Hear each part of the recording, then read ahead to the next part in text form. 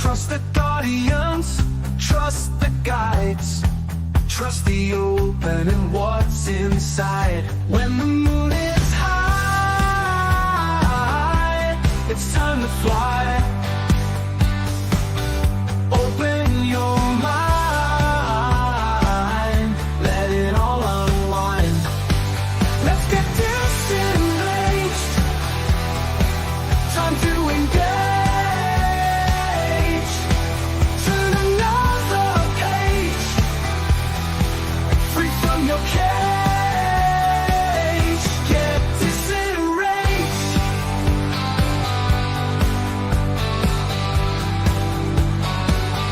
When you feel like you've had enough and the week was busy and tough, you need a break, you need some fun. You need to take time from the run. We'll blow your mind. We're just in time. Seek and ye shall find. Time to unwind. Let's get disenraged. Time to engage. Turn another page, free from your cage. Get disenraged. Aliens, ghosts, spirits and shadows, spirituality, ultra reality, the Bible, the pagans, all the conspiracies, tarot, astrology, and alternate history. Open your heart to other possibilities and get disenraged. Time to engage. Turn another page, free from your cage. Get disenraged, disenraged, disenraged, disenraged, disenraged.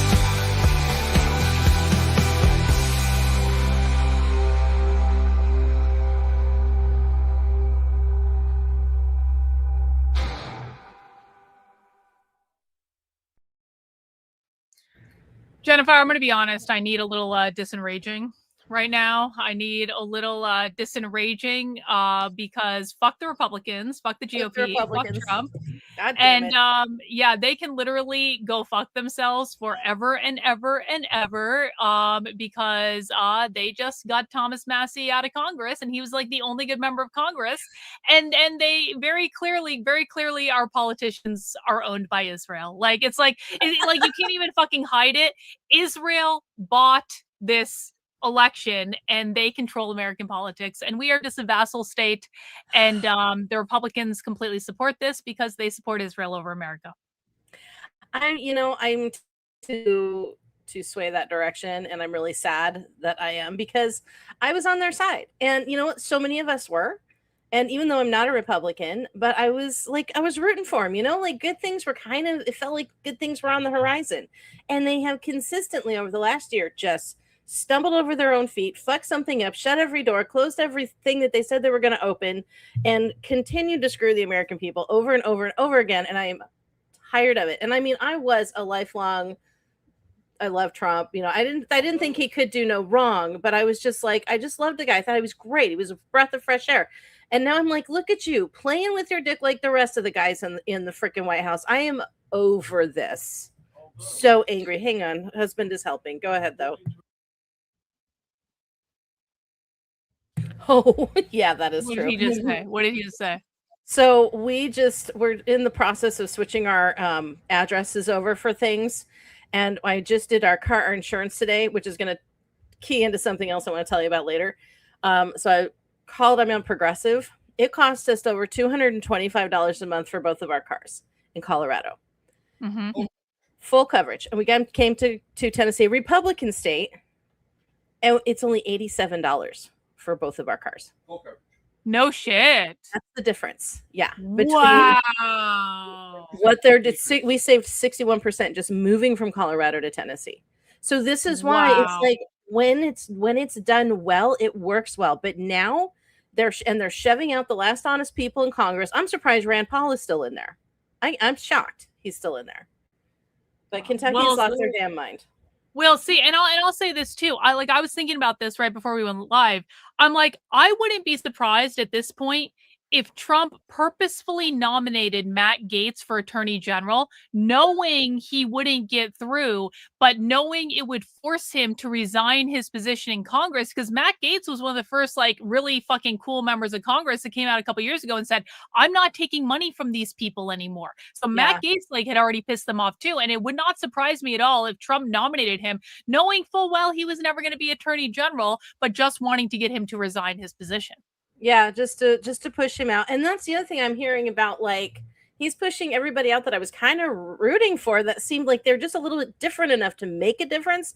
Like Boebert, and there was another gal, and the other gal that just quit actually. And I think it was Boebert. Maybe it was Boebert, who she actually was arguing with him about something. Huh? Oh, Marjorie Taylor Greene.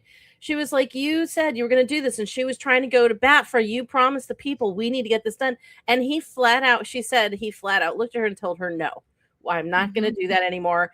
And she was like, so she resigned. And then they spun it to make it look like she was in some kind of scandal, or that her husband was, or something like that. And I'm just like, I'm so glad that there's YouTube where these people who are getting shamed and pushed away and pushed out can go to people on YouTube, the little guys, and speak the truth and tell people what is really going on over there. And I am so black-pilled right now. I can't even stand it. Yeah. It's disgusting. It's absolutely disgusting the way they behaved, and fuck these people. But I don't want to spend too much time talking about that, because this is a non-politics night. Hey, Jennifer, I want to hear my W of the week. Want to hear my W? I would love to hear your W. You want to know what I'm doing tomorrow with Victor? Do I?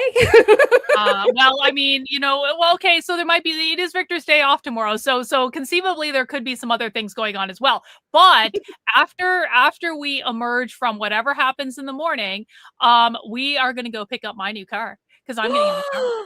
And it's a beautiful new car. And it's so fun. And this has been like Victor's mission for like months now, is Victor really wanted me to get a new car, which quite frankly, I've needed a new fucking car for a while, honestly, but I've been lazy about it because I don't like these sorts of things. And then Victor was like, I'm going to take care of this, Karlyn, and I'm going to bring, because he sells cars now at a car dealership, right? So he's like, I'm going to bring you cars to test drive, and we're going to find you a new car. So every once in a while, Victor would just like randomly show up with a car, and I would like unilaterally reject them. I'm like, no, too big. Not even gonna get. No, I'm not driving a fucking tank, Victor. Like, I'm not driving it. Like, this is nothing. So finally, I asked him. I was like, what is the most fun car to drive that you have at the dealership?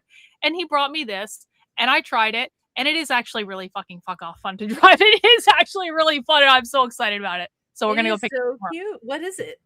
It's a Honda Prelude. Oh, which is like, Hondas are great. Yeah, it's like basically a Honda Civic, but it looks cooler, and it has some better stuff than the Honda Civic, and it's fun to drive, and it has like the tiniest little back seat. And I'm like, there could be any number of problems with this car if I had children, but luckily I don't. I don't have children, and so I get to have this tiny little car with the tiny ass back seat that is kind of like a sportier car, but not like, really. But it's fine enough for me. But I'm excited about it. I'm happy.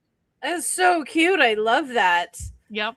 And the best part is that because Victor works at the car dealership, he literally just took care of everything. And so now all I have to do is go in and sign the paperwork, and then that's done. So I literally had to do nothing. Love it. That's nice. Yeah, it's good. Mm-hmm. It's good to know people who make things easier for you, especially because car sales can be such a drag. Oh, I know. That's why I didn't want to do that. Because like Victor was like, Karlyn, why don't you just go test drive Jeeps or whatever the fuck you want? I'm like, well, then I would have to go to the car dealership and talk to people and talk to salesmen. And I don't really want to. And can't you just do it all for me? The nicest experience I had buying a car was when I bought my PT Cruiser. I researched it online. I looked at found the car because I knew what I could afford for a payment. I had what I could have for a down, and I I found the car, I looked through it online, and I went to the store, and I even called ahead. I said, I want you to bring out this PT Cruiser. I'm looking at it. And I went in, and he said, can I show anything else? And I said, no, this is what I can afford. And I like this car. I love PT Cruisers. And that car was awesome. And he was like, okay, test drive it. And he wanted to drive with me to make sure I knew how to drive a stick. I'm like, dude, I've never not driven a stick. Sticks are the best. And he was like, oh, you got a good touch on the clutch. And as soon as we pulled in, he's like, what do you think? I said, I'll take it. He's like, cool, totally low pressure. It was the nicest experience I had with sales. And it was just little shitty used car lot that they were the nicest guys. It was very cool. That's awesome. Yeah, that's true. Chuck wasn't bad either. Well, go ahead. I was switching over to guess what I woke up to this morning? What? The reason why I called my insurance company. The door? No. The shower? No, that all got fixed. We got the lock fixed. We got our all this stuff has been fixed. So we're all good. The tank can drain. Everything's good. We're all happy there. And then I'm laying in bed this morning and I hear this like growling, whirling sound. And I'm like identifying it as a lawnmower. I'm like, okay, lawnmower. Oh no. And then I hear something like marbles dropping on the floor. And I'm like, well, something fell over, but I couldn't imagine what could fall over in my kitchen that would make that sound. So your window is open on your side of the bed at night. Oh yeah, and I usually leave my window cracked a little bit on my side of the bed. So anyway, my husband gets out of the bed first and goes, "Oh, well, that's fucking wonderful." And I'm like, "What?" Our main window behind the chairs in the living room area, also known as the escape window because it's got the little red levers on it if you need to get out, shattered. So apparently the lawnmower caught a rock and just shattered. Yeah, and I couldn't make sense of that sound. And also when I woke up, because I like to do the slow waking up thing where I kind of raise my little blind and I look out my window and I'm like, oh, what a beautiful day in Tennessee. It's so lovely. And then, I'm grateful for the sunshine and the leaves and the I can still smell the honeysuckle in the air. So I see this like what looked like a puddle of water that was sparkling, very twinkly, and I'm like, is something leaking? Do we have water condensation? Oh, no. I cannot make sense of it. My brain was trying to make it water, and that was the glass, and it's safety glass, so it's all these little tiny pieces, and we are on a gravel pad, so now we have safety glass, little tiny pieces, all throughout this gravel on the side of our trailer. So, which we're going to have to figure out how to clean that up. And I'm not sure if we're responsible for that or if the park is responsible for that. And anyway, so I had to call my insurance to report a claim. And then I found out we saved a bunch of money on our car insurance. So that was nice. Yay! So I mean, it was kind of a bittersweet, but the bad news is, again, we're not going to even be able to get that part in that because we have to replace the whole window. And that's not even coming in for like 10 business days. So we probably are going to have an open window with just a screen there. And we got 5 days of thunderstorms coming. So we're going to do the redneck thing and tape it with some duct tape and some plastic over our brand new trailer window. Oh, man.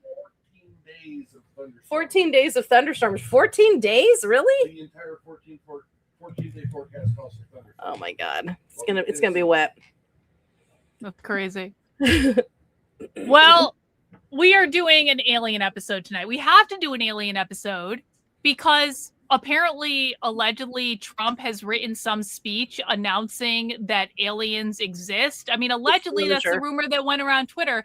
But honestly, I mean, they've been leaking out this so-called disclosure stuff. I'm not sure how much of it I actually believe and how much of it I think is like a government psyop and narrative, if I'm being like perfectly blunt about it, because I know that some of the stuff they release has already kind of been debunked, and so it's a little bit fishy. But obviously we know that aliens exist. Obviously we know that aliens have been here like for fucking ever, and they've just been waiting to reveal themselves until they're good and ready and believe that we're ready and all that stuff. And so I don't even know why this is controversial. Like, people should not be surprised that aliens exist at all. And so in honor of that, we are watching an alien episode. And of course, we have to go back to our favorite alien that we watch all the time, which is Bashar.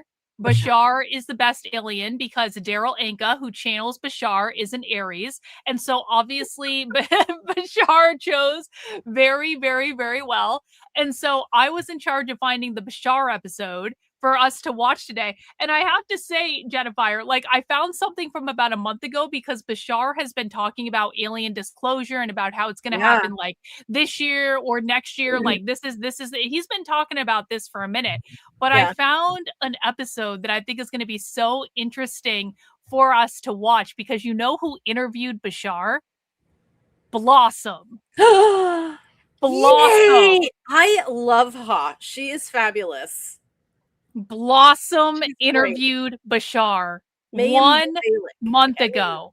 Yeah, no, she is so cool. Yeah, and I was like, there's a ton of different Bashar things that we could watch, but I was like, you know what? This is probably the most normie kind of like interaction with Bashar. This is not like Bashar speaking to a bunch of people who knows who he is and who's a channeled, who understands he's a channeled alien and all that stuff. This is like normies interacting with the concept of someone is channeling an alien named Bashar, and Bashar is saying we're about to have alien disclosure. And I'm kind of just like fascinated to see how that whole thing is going to play out. Like, how do you even explain this to people who are not of the woo? You know what I'm saying? You have to really soft serve it, and you have to do just the little soft disclosures at a time. But that's kind of true with any kind of woo, because if you just come out and you ram people with aliens are real, there's dozens of races. We've been part of a star commission or a federation of planets for like fucking 50 years and all this other stuff, and we were engineered by Anunnaki, and the lizard people won the last galactic battle, and so they're running politics right now. Like, people just kind of go ding, so it's you have to kind of give them a piece by piece. I'm really interested because I know she's super interested in UFOs and things, and I don't know what her stance is on it, but I know she's interested. And I think the whole like having sort of like, as you said, a normie interview is going to be super fun. I'm excited.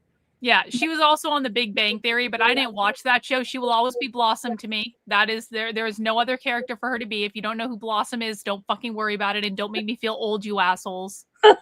Blossom was great. She was so cute.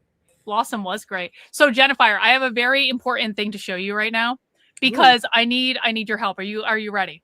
I'm ready. So I have recently received 2 pairs of new surprise sunglasses from the places where I get these sunglasses mystery boxes, and I need your help in choosing which pair of sunglasses to wear. Are you ready for this? Are you ready? It was serendipitous that I received both of. I feel like these sunglasses are exactly what we needed for the show tonight, and both of them actually work, and they were in the same order. Okay, option number 1 for sunglasses. And again, I ordered these not knowing anything about what I was going to get. These are mystery box sunglasses, and all I know is I'm going to get something that looks cool and is different, but I don't know exactly what they're going to be. Okay, this is the first option for mystery box sunglasses. Jennifer, I shit you not. This collection of sunglasses is called the Timeless Collection because it is a pair of sunglasses. This is a pair of sunglasses with clocks on it without hands on the clock. It is the Timeless Collection, Jennifer. And what that means is that time is not real. And that and I literally have the Time Is Not Real sunglasses, and I just felt like you needed to see these and experience these sunglasses with the rest of us, and just marvel at the synchronicities of the universe for putting these very sunglasses in my hands at this time. What do you think, Jennifer? Somebody is laughing at me right now, and it is part of the chat. It's you, and also somebody else is laughing at me right now. I think this is the universe way of nudging you into the idea that time is not real by literally giving me a symbol of time not being real that I can wear on my face during our shows together. And you know this, do believe that time is not real when we are in non-corporeal. Time only exists for the corporeal experience to help make it easier for us. Mm-hmm. That is how I think you kind of think the same thing more or less, but I don't know. That's so okay, so timeless. All right, got it. Yeah, timeless. These sunglasses, by the way, are like they're metal. They weigh like 2 fucking pounds. These are like I could throw this at someone like a throwing star and conceivably like hurt them or maim them. Okay. So that is option number 1 for our sunglasses. But we have option number 2. And option number 2 might be even better than option number 1 if I'm being honest about it. Because option number 2 is a full reptilian, alien, snakeskin sunglass that makes me look like I have alien eyes. I love that. And they're snakeskin. They're actual, that's python. They're wrapped in python. They're wrapped in this. These are the, You're kidding. yes, this is green python sunglasses that make me look like I'm an alien.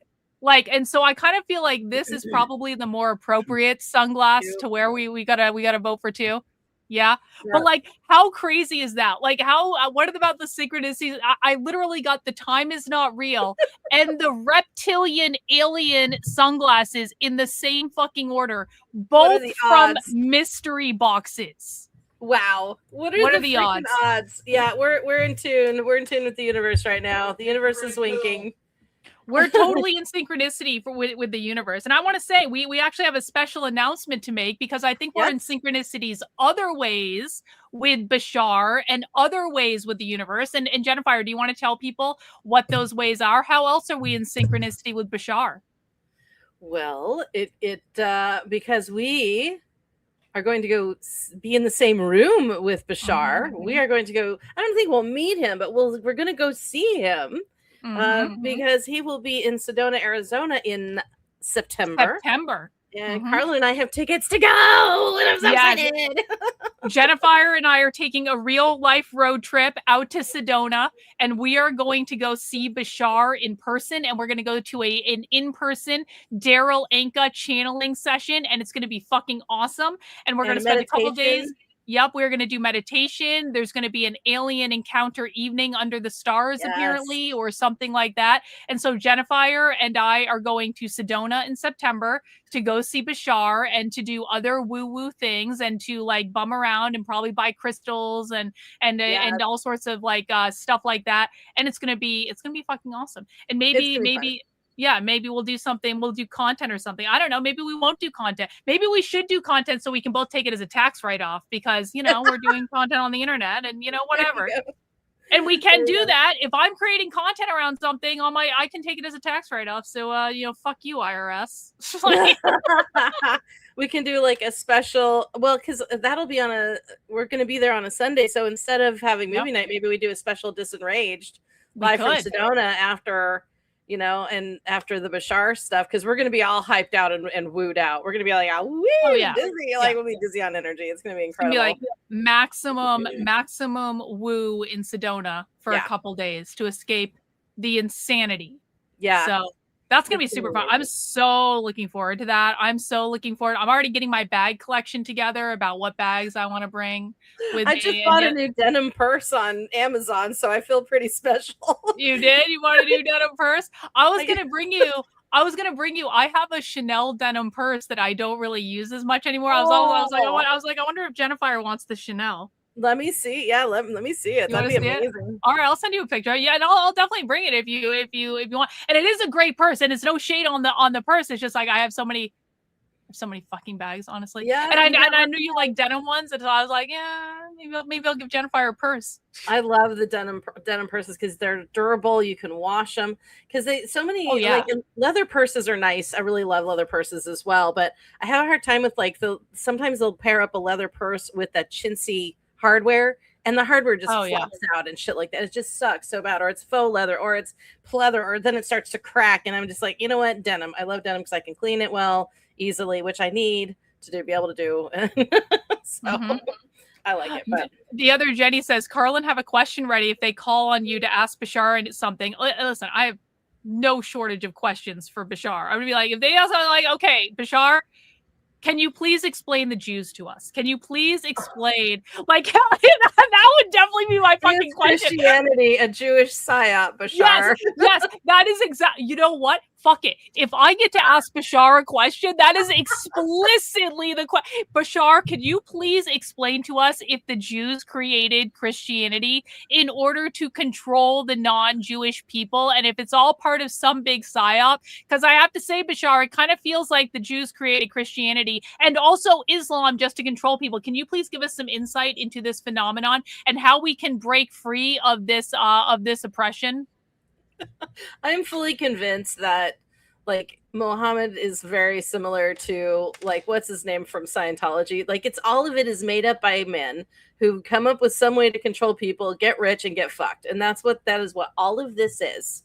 It is just about money and sex, and I'm absolutely convinced. No offense with love, Christians. I didn't mean to shit all over your religion, but I've just heard so many, like every time it's all about what men can do, what men can accomplish, and subjugating women and keeping the plebes in control. And the priesthood and these guys are always the ones that get all the gifts. And the guy that invents it is always the one who gets to be the richest, most powerful, most fucked guy in the entire world until he dies. And then the rest of the people who are brainwashed by him are carrying this torch that is complete insanity and bullshit and completely made up. Because if you've ever seen how Scientology came about, it's exactly how other religions came about. All the Martin Luther, all those guys. The angels came and talked to me and gave me some magic books. Like, fucking really? And you guys think this is God? Why would... Yeah, everything is fake and gay, Karlyn. Everything is fake and gay, and that is why. Listen, man, there's a reason I rededicated like time and energy to spiritual practice about a year. And look at how much happier I am now, Jennifer. I remember like a year ago, I was like, I had a fucking Kundalini experience, and then things have just gotten better and better. I was like, AI accidentally gave me a Kundalini experience, and then things have just gotten better after that. Oh my god, yeah. Anyway, it's pretty intense. Good shit. Well, we can get into our Bashar episode now. And again, this is on Mayim Bialik's YouTube channel. This is about a month ago. It's already got almost 2 million views. Ooh. When did this come out? When was it released? This was a month ago. Well, I guess it's a little bit more than a month ago. March 24th, 2026. But this is extremely recent. And I think he does go into a little bit like the backstory of like, what actually is this and what does it mean to channel an alien and stuff like that. And again, I'm just like, I'm so fascinated by the fact that normies got introduced to Bashar. I'm like, yo. Yeah, they're honestly, I saw this video, and just to kind of preface this, like Anka and Ike and Greer are, to me, the three most legit people who deal with this kind of thing. There's some videos coming out now because of the Epstein list. We're finding out that the freaking Dalai Lama, fucking Deepak Chopra, and people like that went to the island several times and have made. There are some quotes from them, like something about there's nothing better in the world than young girls, and I think that came from like Deepak Chopra or something. And I'm like, oh my god! So the spiritual leaders are all being taken down right now. So when it comes to this kind of thing, though, honestly, Anka, Ike, and Greer are the ones that I think I trust now that poor David Wilcock is gone. Yeah, no, I tend to agree with that. I like all of them very much, and I've watched their stuff before. I think it's very, very good. All right, well, let's get into it, and let's hear what the normies had to say about Bashar. 2026 is the year of disclosure. If you know anything about alien abduction, a little bit. I had 2 very close broad daylight UFO sightings here over Los Angeles. It's just before dusk, and I'm seeing this black equilateral triangular craft, and I'm looking at this thing gliding across the valley like it was moving on a sheet of glass. It was hovering, and then it just shot up in the blink of an eye into the cloud, and it was gone. Once you see something like that close physically, it changes everything. I'm still convinced that I was abducted by aliens when I was a kid, and this is why I can't remember my dreams. I am still absolutely convinced of this, that like there was some sort of thing that caused me to like literally block out every single dream that I ever had ever, and I think it had to do with aliens. Very possibly. I mean, that maybe you can ask Bashar that.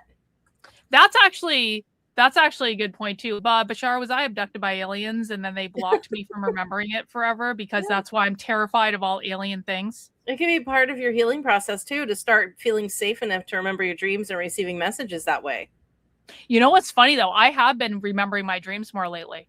Ooh, good. I don't know what's going. Maybe it's just because I'm like engaging more with like the spiritual again after like a while. But like I am actually starting to get bits and pieces. Very cool. Oh, I love that. Oh yeah, there's some really great messages coming through right now. There's some powerful shit moving out there right now. It's pretty big. So I'm stoked. everything. I understood that the UFO had been shown to me on purpose. The world is not what I was told. Daryl Anka, a man who channels an extraterrestrial hybrid named Bashar. Millions of people have been following Bashar's advice about how to save humanity and how to change our lives. The entity stopped talking to the class and turned right to me and said, there's an entity here for you right now if you're ready to begin. Where does he live? Do we know?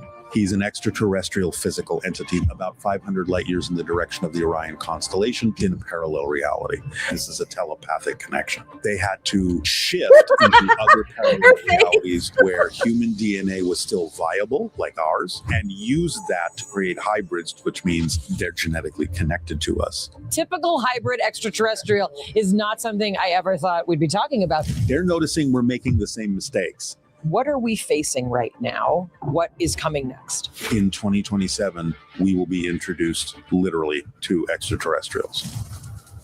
Awesome. Awesome. I am ready. Hi, I'm Maya Bialik. Let's go. And I'm Bashar. Jonathan Cohen. And welcome to our breakdown. The best way I can sum up what we're going to talk about is the following. The aliens are coming. The year 2026 is a year of disclosure.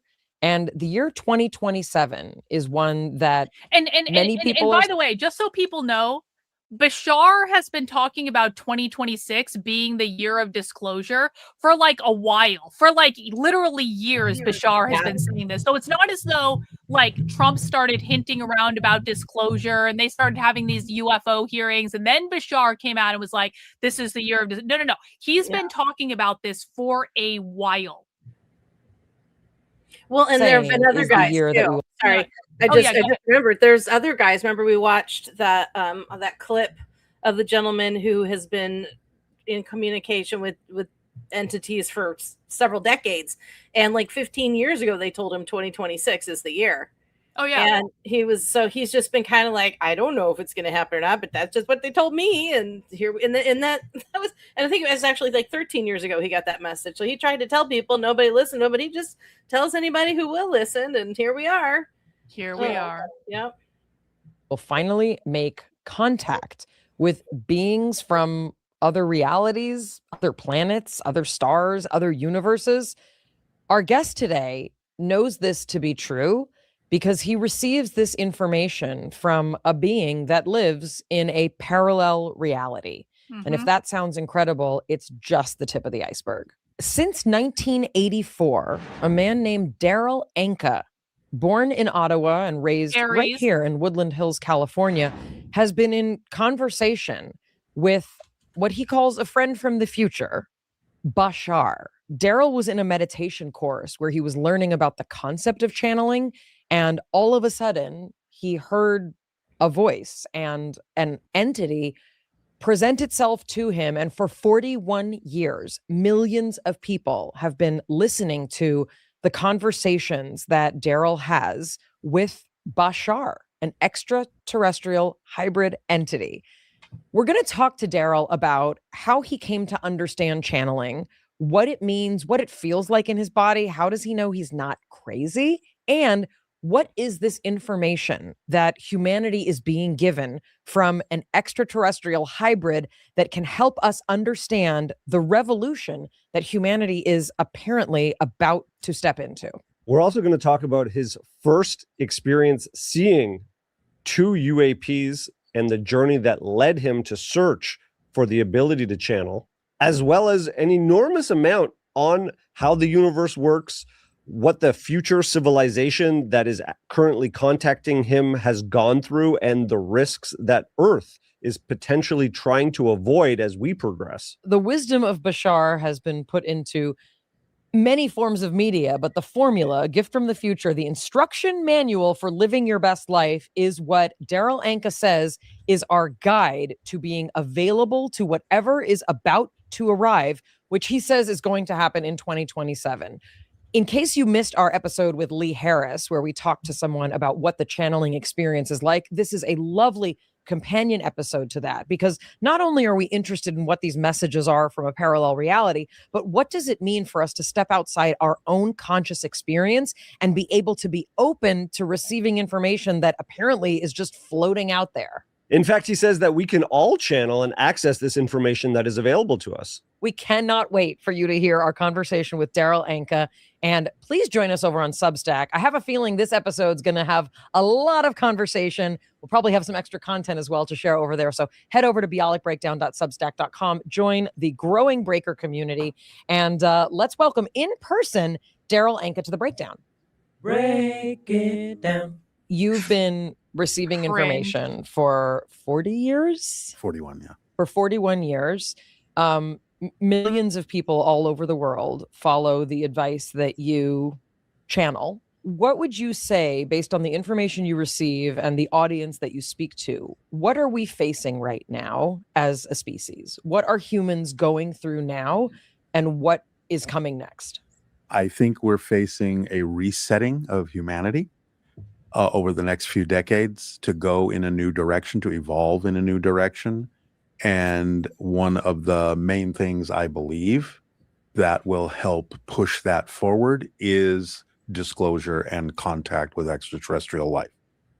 So I think we're at the end of one cycle and going through a transition, kind of getting everything out on the table so we can really kind of see the positive, the negative, and say, what kind of a world do we really finally want? Really start making some better choices and be able to move Definitely forward gonna in make a some more better positive way. fucking choices. Many people Seriously. describe huge amounts of surprise and shock at a lot of the news cycle. And if I frame it I love how he put within what you just said, I just love it. It's like, maybe we're gonna start making some better choices, people.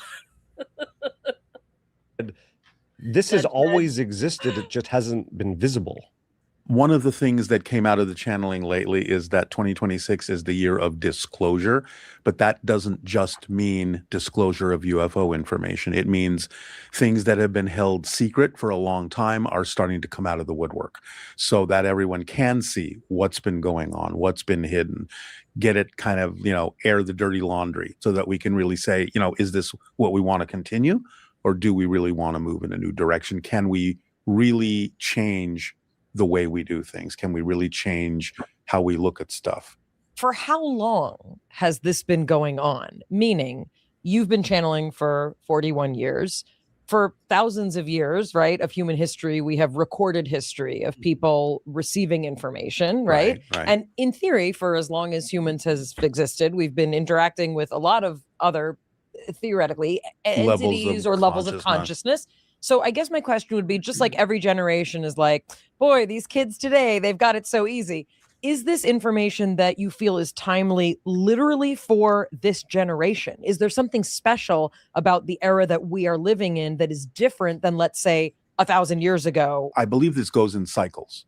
And I believe we have sort of been here before, but I think that every one of those cycles adds a little bit more, but now I think we're at a threshold. I think we have enough, let's say, inertia or momentum. There is now more of a mass understanding of these kinds of things rather than it being, let's say, consolidated just within a priesthood or some particular secret cult or something along that line. Now it's like something that everyone can kind of be aware of, whether they're into it or not. People are not so freaked out by somebody saying things like, I saw a UFO, and stuff like that. So I think the difference now is the accumulation of information that we now have that is helping to generate a stronger momentum to move in a new direction, because I kind of call a lot of this stuff the biggest secret that everyone already knows. It's just that nobody talks about it as much. But now we are starting to do a lot of dialogue about this kind of thing. You've heard about the recent congressional hearing on UFOs and whistleblowers, and I wonder what Bashar thought of that. Many people exactly. I want to know. That's actually another question I would like to ask Bashar. Bashar, can you give us some commentary on current United States politics and how you feel about the politicians running the government, and just your own opinions, Bashar? I'm not asking for. I just want to know what you, as an outsider alien, think about the situation in which we find ourselves. Yeah, for sure. There's Barbara Marciniak, who is also one of my favorite channelers. She channels the Pleiadians, and I read one of her books, and in that book was written in the 90s, and the Pleiadians had some strong words for the Clintons. And what did they say? Highly entertaining. Oh, they just, and well, also I've heard some of her her channeling sessions. She doesn't have anything videoed; it's all audio only. But they would say things like your family of great power, the Clintons, and then they'll trash them and you just ask Hillary about that. She's the one who has destroyed this, that, and the other thing, and they are in league with the reptilians and actively trying to dismantle freedom in the world and all this kind of stuff. And it's been a while since I've read it all. I don't think I could quote it perfectly, but yeah, they had a lot to say. They did not like the Clintons. so the Palladians sent the Clintons a sternly worded letter, is what you're telling me. Right. Great job, Palladians. You couldn't come rescue us you just had to send a fucking letter. From what I understand, they don't good these fucking aliens are anymore. Well, they just do the psychic stuff. What good are these fucking? They're like, you assholes have to save yourselves, all right? We're showing you what's what, and you're not fucking listening. So don't expect us to come save your asses. We wrote you the fucking letter. We've come down here so many times trying to save you guys, and you keep killing the people we send. So fuck off, fuck you, fuck you, fuck you, fuck you. Yeah, exactly. This is like story of our lives. We're trapped here with a bunch of idiots. This is not our fault. Yeah, trapped here with a bunch of unevolved idiots. Indeed. So that people don't lose their careers by talking about this kind of thing. So to me, that's a major difference. That's a sea change. We're going to get to kind of the larger kind of purpose and I would say output, right, of a lot of the messages that you're able to articulate. This is the formula, A Gift from the Future, which has many cool different parts that we want to get to in different ways. I have to ask you to explain to us a little bit of your origin story, because what I'm trained as a neuroscientist. Jonathan is a writer and a creative, but he has a background in Reiki and energy healing. So we're this kind of interesting combination, and I believe in many things that I cannot see or quantify or understand. I appreciate that, and I think what's really kind of refreshing about the way you speak about your own abilities is that you acknowledge that there's not a way to like prove no, not at all, what's necessarily happening, but it doesn't mean that the information's not valuable. Right. The information in itself is the proof, because it actually does make changes in your life. And that's what I want people to focus on anyway, because I don't really know exactly where this is coming from. Okay. This is the way it presents itself. Right. And I have to go with it because that's the way it comes through.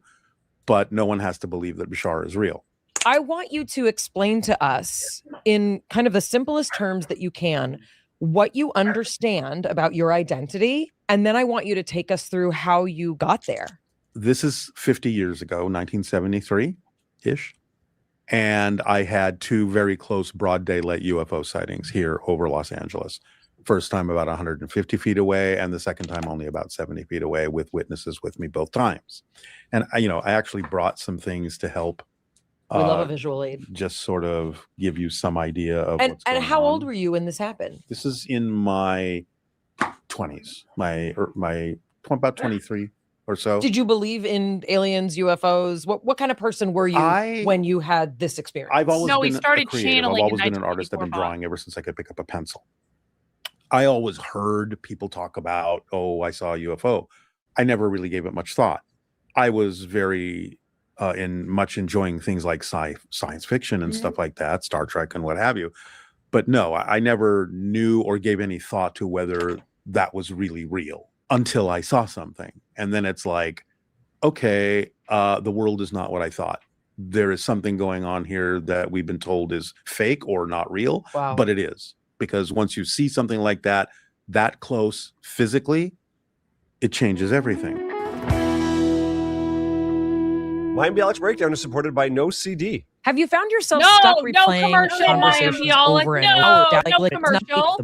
OC 30 minutes. Come on, no. Brain fog, weakness. Well, come on, we're still reading the commercial. I mean, I will never do that shit. There will never, ever be a time when people see me do like do you have this sort of problem? And here is a solution to your problem. And go to this website and sign blah blah blah blah. Like fuck that shit. Well, Karlyn, you have been stalked on the internet before, and don't we want to avoid stalking with NordVPN? Yeah, remember that time I was stalked for 2 years of my life on the internet? A VPN would have fixed all that shit. See, you've already got it written. Yeah, exactly. Having seen that, Hold on. It's not every day that someone is sitting in this chair saying, I saw up close with witnesses an unidentified object. Anomalous phenomenon. Okay, so what happened? Like, walk us through it. Me, a friend, my brother, my sister, and the brother of my friend were driving down the San Diego freeway back into the valley. Okay. There's that long grade that goes down into the valley. And at the intersection of the 405 and the 101, there is about a 12-story hotel that I think has changed hands a couple of times. I'm the one driving, so I'm looking ahead. It's just before dusk. And everyone's talking and not paying attention to anything. But I'm looking out and I'm seeing these two bright lights hovering over the hotel.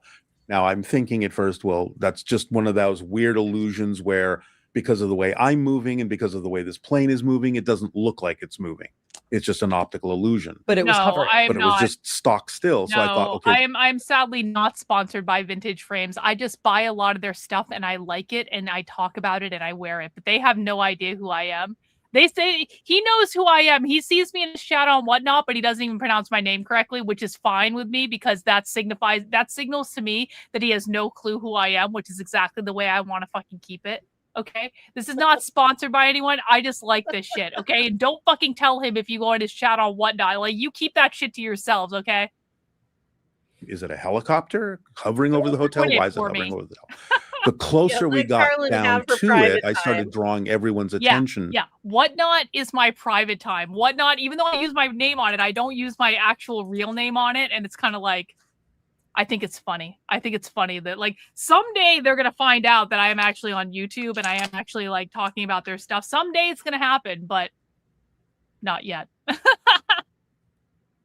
To look at those lights, because again, I could see it wasn't really a helicopter. I didn't know what it was, but it wasn't moving. It was just hovering right over the hotel. They do actually. As soon as we got close enough, we could see it was this black equilateral triangular craft, stock still in the air, with these blue-white lights on each point and this dull red-orange light in the center. And we were all staring at it going, you know, what the hell is that? And as soon as we passed it, I was going to go onto the 101 toward LA. So it was on my left above the hotel. And as soon as we passed it, it moved across to the other side of the freeway. So it was on my left again because we came around this way. So now it's over here. And I'm looking at this thing gliding across the valley in the most unusual way because it was like it was moving on a sheet of glass. There was no bobbling like an airplane. It was just like sliding, and it went over the mountains.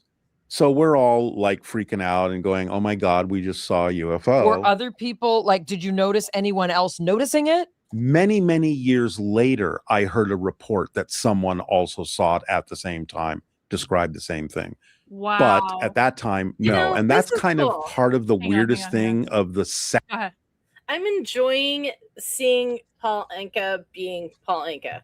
Daryl Anka. Sorry, Daryl. What did I get Paul from? That's weird. I don't know. I think I'm thinking of a musician or something. Sorry. Anyway, it's nice to see him being himself because so often we see him chit chat maybe a little bit, and then he goes right into Bashar because we're all here to see Bashar really. But it's nice to see Daryl Anka just as himself talking. And I don't really honestly know that much about him, but it's just cool to see him being a human, you know? I think it's so cool. Like Daryl Anka is like a normal fucking person. Like in people, I think you know this, but I don't know that everyone knows this. Do you know what Daryl Anka does when he's not doing Bashar? Yeah, you told me and I can't remember what it is. He builds escape rooms. That's right. Yeah. Like he builds fucking escape rooms. Like how cool is that? It's like the most random thing in the world, but that's what he's gonna do. Oh yeah, they like puzzles and all that stuff. They're fun. If you've never done one, try one out. They're super fun. Melinda, Paul Anka was a singer. That's what got stuck in my head because the last name. Whoops. Oh well. Second sighting we had because it was literally a week later. And also, just to be clear, there are many things in the sky that we may not know what they are. It doesn't necessarily mean that it's an alien craft, which is No. part of the government conversation about there could be things that are secrets, there could be things that are beyond our However, purview. this thing made no noise. Right. It was completely silent and moved like nothing I've ever seen. And Like this it was is- not obeying the laws of this universe. And this is back in 1973. That's what I was so gonna say. very early. Yeah. we were still Back living then. in huts. You know? Well, I Yes, don't even didn't even think have I cell don't phones. even know if the stealth bomber was on the drawing board at I don't that think point. so. Yeah. So very unusual. So the Okay, so second a week later, I'm driving now with the same friend in the passenger seat, this woman named Tracy, and we are stopped at an intersection at Pico and Westwood. And suddenly this thing comes literally like 70 feet up in the air, it wanted either Junior's Deli or the Burger Shack. crossing the street. And we were looking at each other like, again? Like, what are we being invaded? What's going on? So I decided to follow it. So I turned right and it went over this neighborhood, it was kind of zigzagging. She was leaning out the window, shotgunning, telling me it's over there, because there's a lot of trees. I was kind of losing it. She said, turn this way, turn that way. So we were literally zigzagging through the neighborhood, trying to follow this thing. We could intermittently see it over the trees. And finally, we kind of lost sight of it. And just on instinct, at one point, I made a hard right on this street and she just yelled, stop. And I slammed on the brakes. We looked up. This thing is hovering above the car about 60 feet. And then it just shot up in the blink of an eye into the clouds. Whoa. Like that. And it was gone. And we got out and we looked around. There wasn't a soul on the street. Nobody walking their dog. Nobody watering their lawn. Nobody That's else bizarre. saw this thing. It was the most It had to surreal feel really eerie. experience. So after But that, have you ever had that happen to you where you suddenly find yourself in a place where like there should be other people there, but it's completely deserted and it's like weird? Liminal space is what that's called. Yeah. Liminal space, where it, like then like an empty mall or a school when everyone's gone. Those are, and you get that weird kind of like it's familiar, but it's off. Yeah. Yeah. Yeah. That like a mall that has been abandoned or Yes. something like that. It's like a ghost mall. Yeah, liminal spaces is what those are called. And I don't think I've had that experience outside, but I mean, I've been outside when nobody else was, like late at night, and it's kind of spooky because then all of a sudden your senses peak and you start looking for moving shadows and eyes in the darkness and shit like that. You're just like, you go into prey mode immediately, you know, like, uh-oh. Who goes into prey mode? I do. Okay, you don't. I said, okay, I got to find out what this is all about, if there's any information on this at all. So I started doing a lot of research, reading books. Also, there was no internet that we could be using Nothing. to access things. No, this was one shelf in a bookstore that had every single metaphysical or bizarre book on it, all in one shelf. And I just kind of like went down the shelf. And that's when I started, you know, not only reading about whatever there was on UFOs, but anything having to do with psychic functioning, anything to do with channeling, the Seth material. So I just kind of started I getting. also think like bookstores, like he's talking about like being in a bookstore and going like right to the, this has happened to me so many times. Cause like I used to spend when I was traveling for like work, I would just like have all this downtime where I didn't really have anything to do. And so I would end up going to like bookstores and stuff like that. Cause that's the kind of thing that I like. And I would always get drawn to like the books that would like set me off on like some new path. Like I remember one time I was like in a Barnes and Noble or something, and I randomly got like there was a like I got drawn to like these Nikki Scully books, and Nikki Scully is this woman who toured with the Grateful Dead, and she teaches these mystery school classes, and she does retreats to Egypt and like all that stuff. And I actually ended up going from like finding the books to like taking some of her classes and stuff like that. And that was one of the ways I got like introduced to like all the mystery school stuff. But it's always been like weird shit like that that's happened to me. Have you ever had that experience? Oh yeah, I've like kind of just wander and all of a sudden you're feeling drawn or pushed or however whoever's doing whatever to you till you get to something and then you just land on something and you're like, whoa, The fuck what's is that? What's this? Yeah.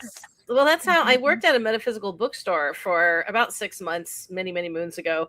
And I was really interested in the witch woo and the Egyptian magic and stuff like that.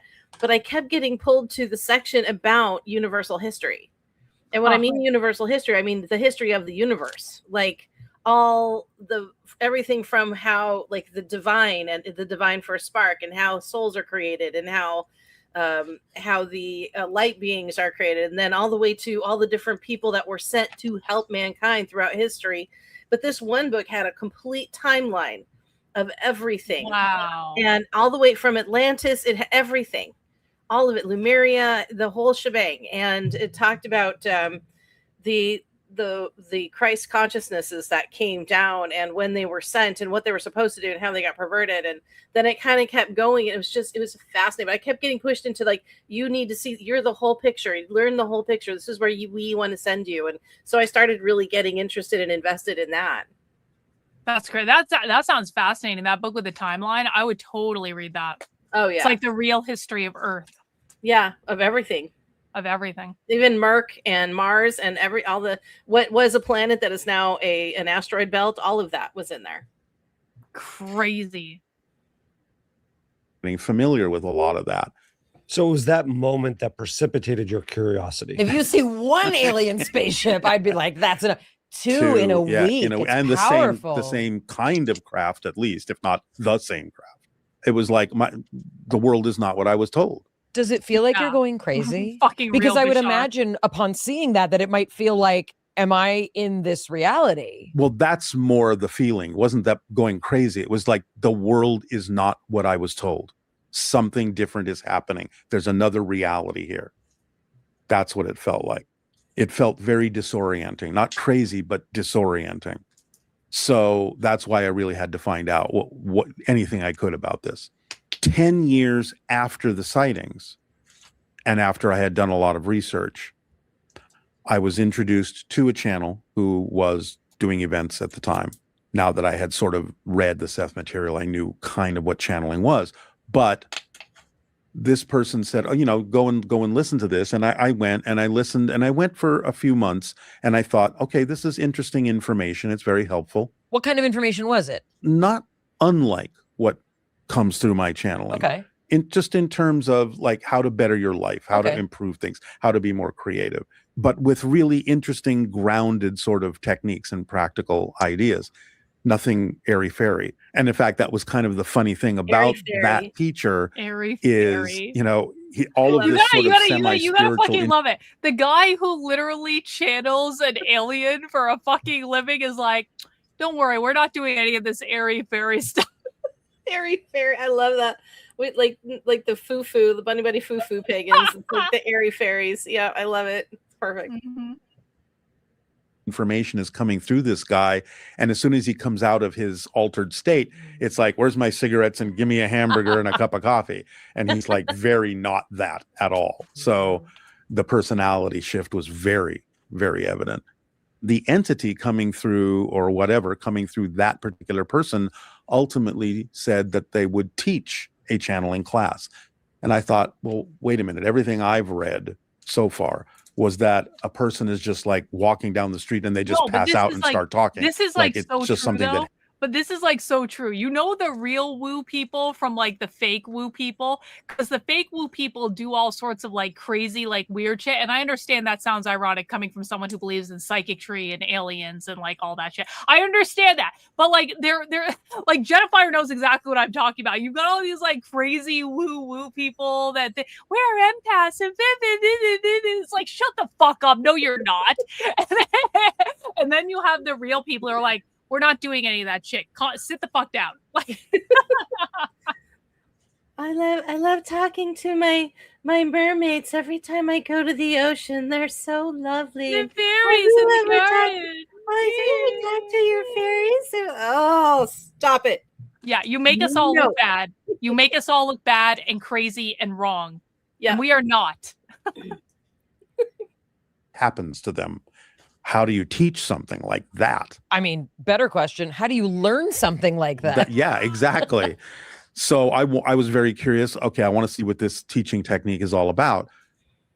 So I went into the class just to do my research, not thinking I'm going to become a channel, because again, it wasn't expected that you would do that. It was just like, well, maybe this will help you get in touch with your creativity or your own higher mind or whatever divine you want to do. inspiration. The class was 12 weeks. It was different guided meditations and exercises. About halfway through the course, 6 weeks in, when we were under a guided meditation being given by the entity coming through the channel, I just received what I can only describe as a telepathic hit. In the instant that that happened, a memory came back of having made an agreement to do this in this life. I understood that the UFO had been shown to me on purpose to get me to start doing the research. The word Bashar was there. It's an Arabic word. I don't speak Arabic. Yep. The face of the being was there. And I thought, What does okay, Bashar look now like? I'm going crazy. This is a explained it hallucination. before, I'm There's pretty something sure. happening to me. Oh, The he explains it meditation's now. doing this or whatever. So you're in this class and they're leading you through A meditation, a guided meditation. meditation. So like it's like drop in, focus on your Yeah, breath. Focus on the color green and relax your body. Okay. Focus on And how many minutes into this are we like, is it 3 minutes in? It's 10 minutes in. yeah, I'd say 15, 20 minutes into the Okay, meditation. so you're breathing, you're yeah. This is like how it happened with me the first time. Like, I'm like clairaudient every once in a while. Like I hear things every once in a while, but it doesn't happen often. And I think one of the reasons it doesn't happen as often is I'm a little freaked out by it when it happens. So I think I end up like inadvertently blocking a lot of that shit. But I still remember the first time that I was doing a meditation, and it wasn't anything to do with psychicking or anything like that. And I'm just doing a meditation, I'm just doing my thing. And then in my head, it starts sounding like a radio dial is spinning, and I start hearing this crazy voice come through, and it was just like, it was not coming from me, it was coming from somewhere else, and it freaked me the fuck out. Yeah, you're going through the layers of the collective subconscious, and also listening to the communications. It is exactly a radio band. And then every now and then you'll tune in, a voice will find you, or you'll find it, or whatever, and you can start listening. And I liked, when I was doing those kinds of meditations, enjoyed almost the white noise sound. It was just kind of like I was eavesdropping. I couldn't really understand what was being said, but it was almost comforting. I wasn't sure if I wanted to go further than that, but I wasn't trying to communicate. I just wanted to exist in that plane. But to have the kind of communication is to release a little bit of the self, because you have to be that open, but you do also need to continue the groundedness. You don't want to get lost. You don't want to get airy fairy, like you don't want to get lost, but you do have to release a bit of control and let the communication come, because your mind will try to insert words. And then the communication is not coming from them, it's coming from you. And I feel like I've gotten better at being able to like not do like kind of like relax into it, because sometimes like I've been having, this is going to sound really bizarre, and I understand like whatever, I'm about to say something that could, taken out of context, make me look fucking crazy. I've had conversations with like, spirit guides or higher self, or like, other people's higher selves, or like whatever, where it's like it kind of starts organically. Like I'm not necessarily trying to do that, but I start hearing responses in my head to questions being asked, and I can tell it's not coming from me. And then I try to like relax, don't put anything, like don't insert anything into the void, just like let it fly. And I've really had to like learn how to do this without, I don't consciously think about it anymore, but I've had to learn how to do it. But there's definitely a very distinct feeling when I'm open and just allowing it, versus when something is coming from my mind and it's like, oh, okay, that's over now. Okay, that's not coming. That's me putting in an answer that I want or whatever. Like I can feel the difference between the two. It's almost like you feel a breeze and you have the communication, and then the breeze stops. Yes. And it vacates. And it gives you like a little bit. Yeah. I've had really long conversations with my spirit guides back when I was actively working at communicating with them and talking with them. I'd never been more frustrated in my life. I think in some places, because that's why I was reaching out to them so heavily. But I would talk to them off and on all day, because I lived by myself. I was like, who else is here? I talk to my cats, I talk to like fucking whatever, and I'll talk to you too. And so I did that constantly. And then like now I don't need it as much, but every now and then I reach out, I'm like, hey, or they'll be like, listen. Yeah. Oh, okay. I'm sorry. Yes. Okay. Yeah, I feel like I haven't done that in a while because I don't want to know what they think. I'm like actually scared. I'm like, no, okay, I understand you guys have opinions, but I don't really want to hear about them because I don't want to hear negative things from you assholes. Okay, leave me alone. Yeah. I said with respect and love, spirit guides. I don't want to be fucking nagged. Okay, leave me alone. I know what I know. Yeah. Small doses. Okay. Yeah.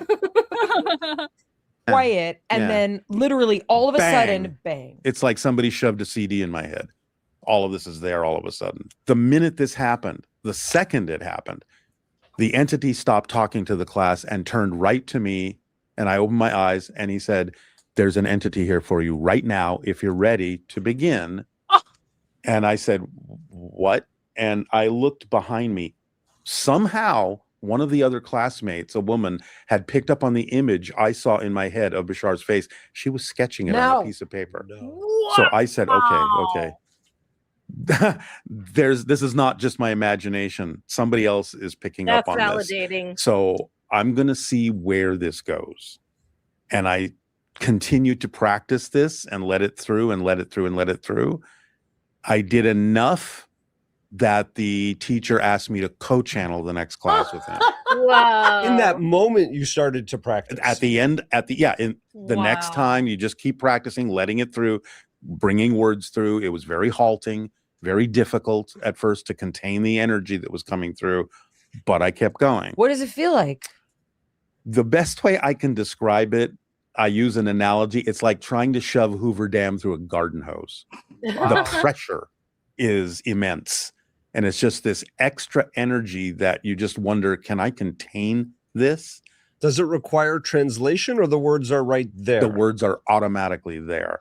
That's what's the weird thing. And I can get into that in a little bit of how that works, actually. But I did well enough that he asked me to teach the next class, which is the class where I met my wife. So, Erica.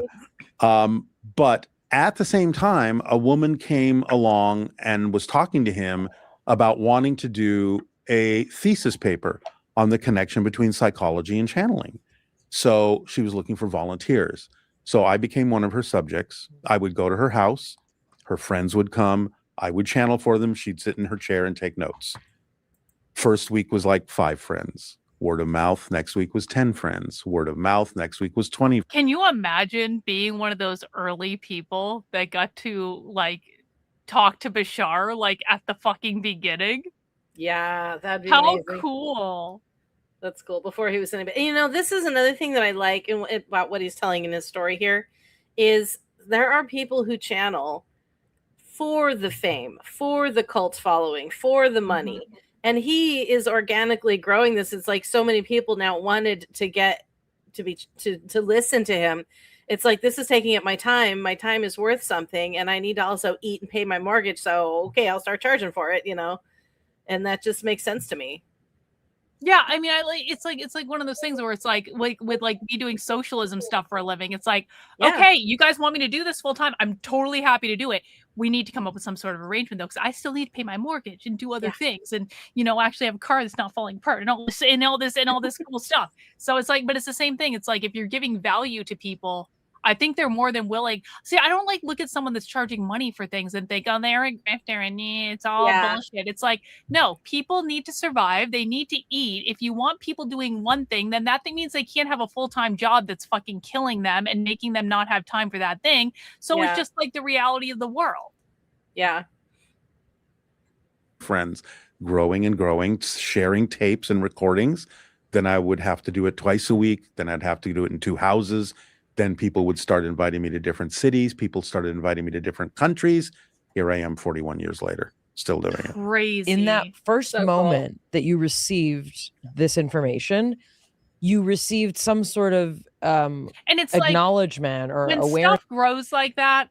Okay, I know we can look at people like Osho, who created his own fucking cult and had like 100 Rolls Royces or like whatever the fuck. But Osho was fucking funny. You have to like that guy was fucking funny. If you watch old videos of him, yeah, Not okay, for he was Osho. probably creating a cult and it was a little weird and Oh, all he this stuff. had a cult. Oh yeah. Oh, yeah. for sure.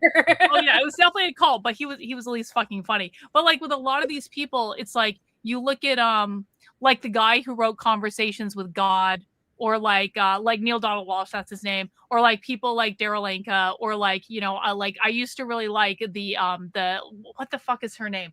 Ask Theo, the woman who channels Theo, Ask which is Cleo. like Theo. Oh, I was thinking of Sister Cleo. The psychic. No, not Sister Cleo, the TV psychic. No. Okay. There's a woman that channels. It's a collective of aliens called Theo. Yeah. Theo. I used to really like her. She studied with like Abraham Hicks, so Yeah. she kind of came out from that. But it's like these channelers, like they like kind of like come at, like they have these huge followings. It's like there's a reason they have so many people that love them, and there's a reason they have so many people that will literally just pay them money to listen to them, because like what they're saying on some level, I feel like just resonates on a deep level with people. And it's similar too. Like you can cross compare and see those similarities. Mm-hmm. That so And, it's and not totally they're all different saying things similar apart. things. Yeah. Sorry, No, that's what I was trying to figure out where the sound was coming from. I kept hearing this. Yeah, it's you. Yeah, It's a clink. I was very disoriented for a moment. Yeah, no, but you can cross compare what they're saying, and it's all very similar stuff. It's in the same vein, and they might vary the way they say it or how they explain it, because different people need to hear things in different ways. But it essentially is all the same message. Yep. Don't panic. That you had kind of signed up for this. Yes. And the message that was there was, now it's time to begin if this is something you still want to do. Were they testing you? It was a choice. It was an offer given to me that way, Yeah. even though You don't have I to know do in it. the memory I made an agreement to do this. They were still saying, whoever they were, is this something you still want to do? When was this agreement made, to your understanding? My understanding is it was made prior to this incarnation. So who Yeah. are you? Yeah. There's Who are several you, ways I can Daryl? answer that. One way I like to answer it is I am you from another point of view. It's a little We are esoteric, all bro. souls. We are all part of Source. I'm you, you're me. We're all part of the collective consciousness. We all come from the same source. We are all but little bits of God sent to this world to have a human experience. Join us. Mm-hmm. And if you ever say that Hitler went to heaven, we will cancel you resoundingly.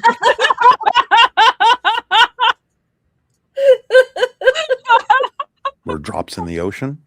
This is just, I guess, what I chose. We're all This is dust what in the happened to me. wind. This is We're the all way dust in the it fucking happened wind. for me. But that's why I tell people you don't have to believe it, because I can't prove that this is another entity. It could be another aspect of my own consciousness. I don't know, because the human mind is mysterious and we don't know a lot about it.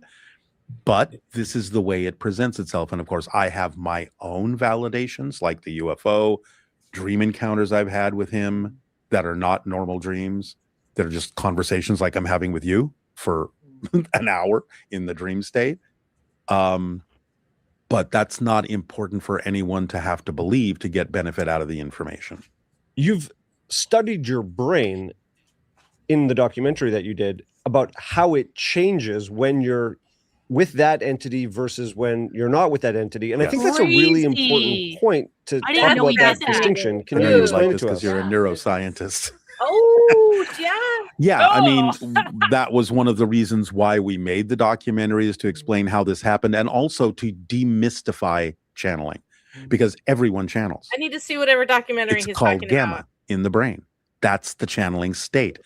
40 to 100 cycles per second is gamma That's the channeling She state. channels when she organizes.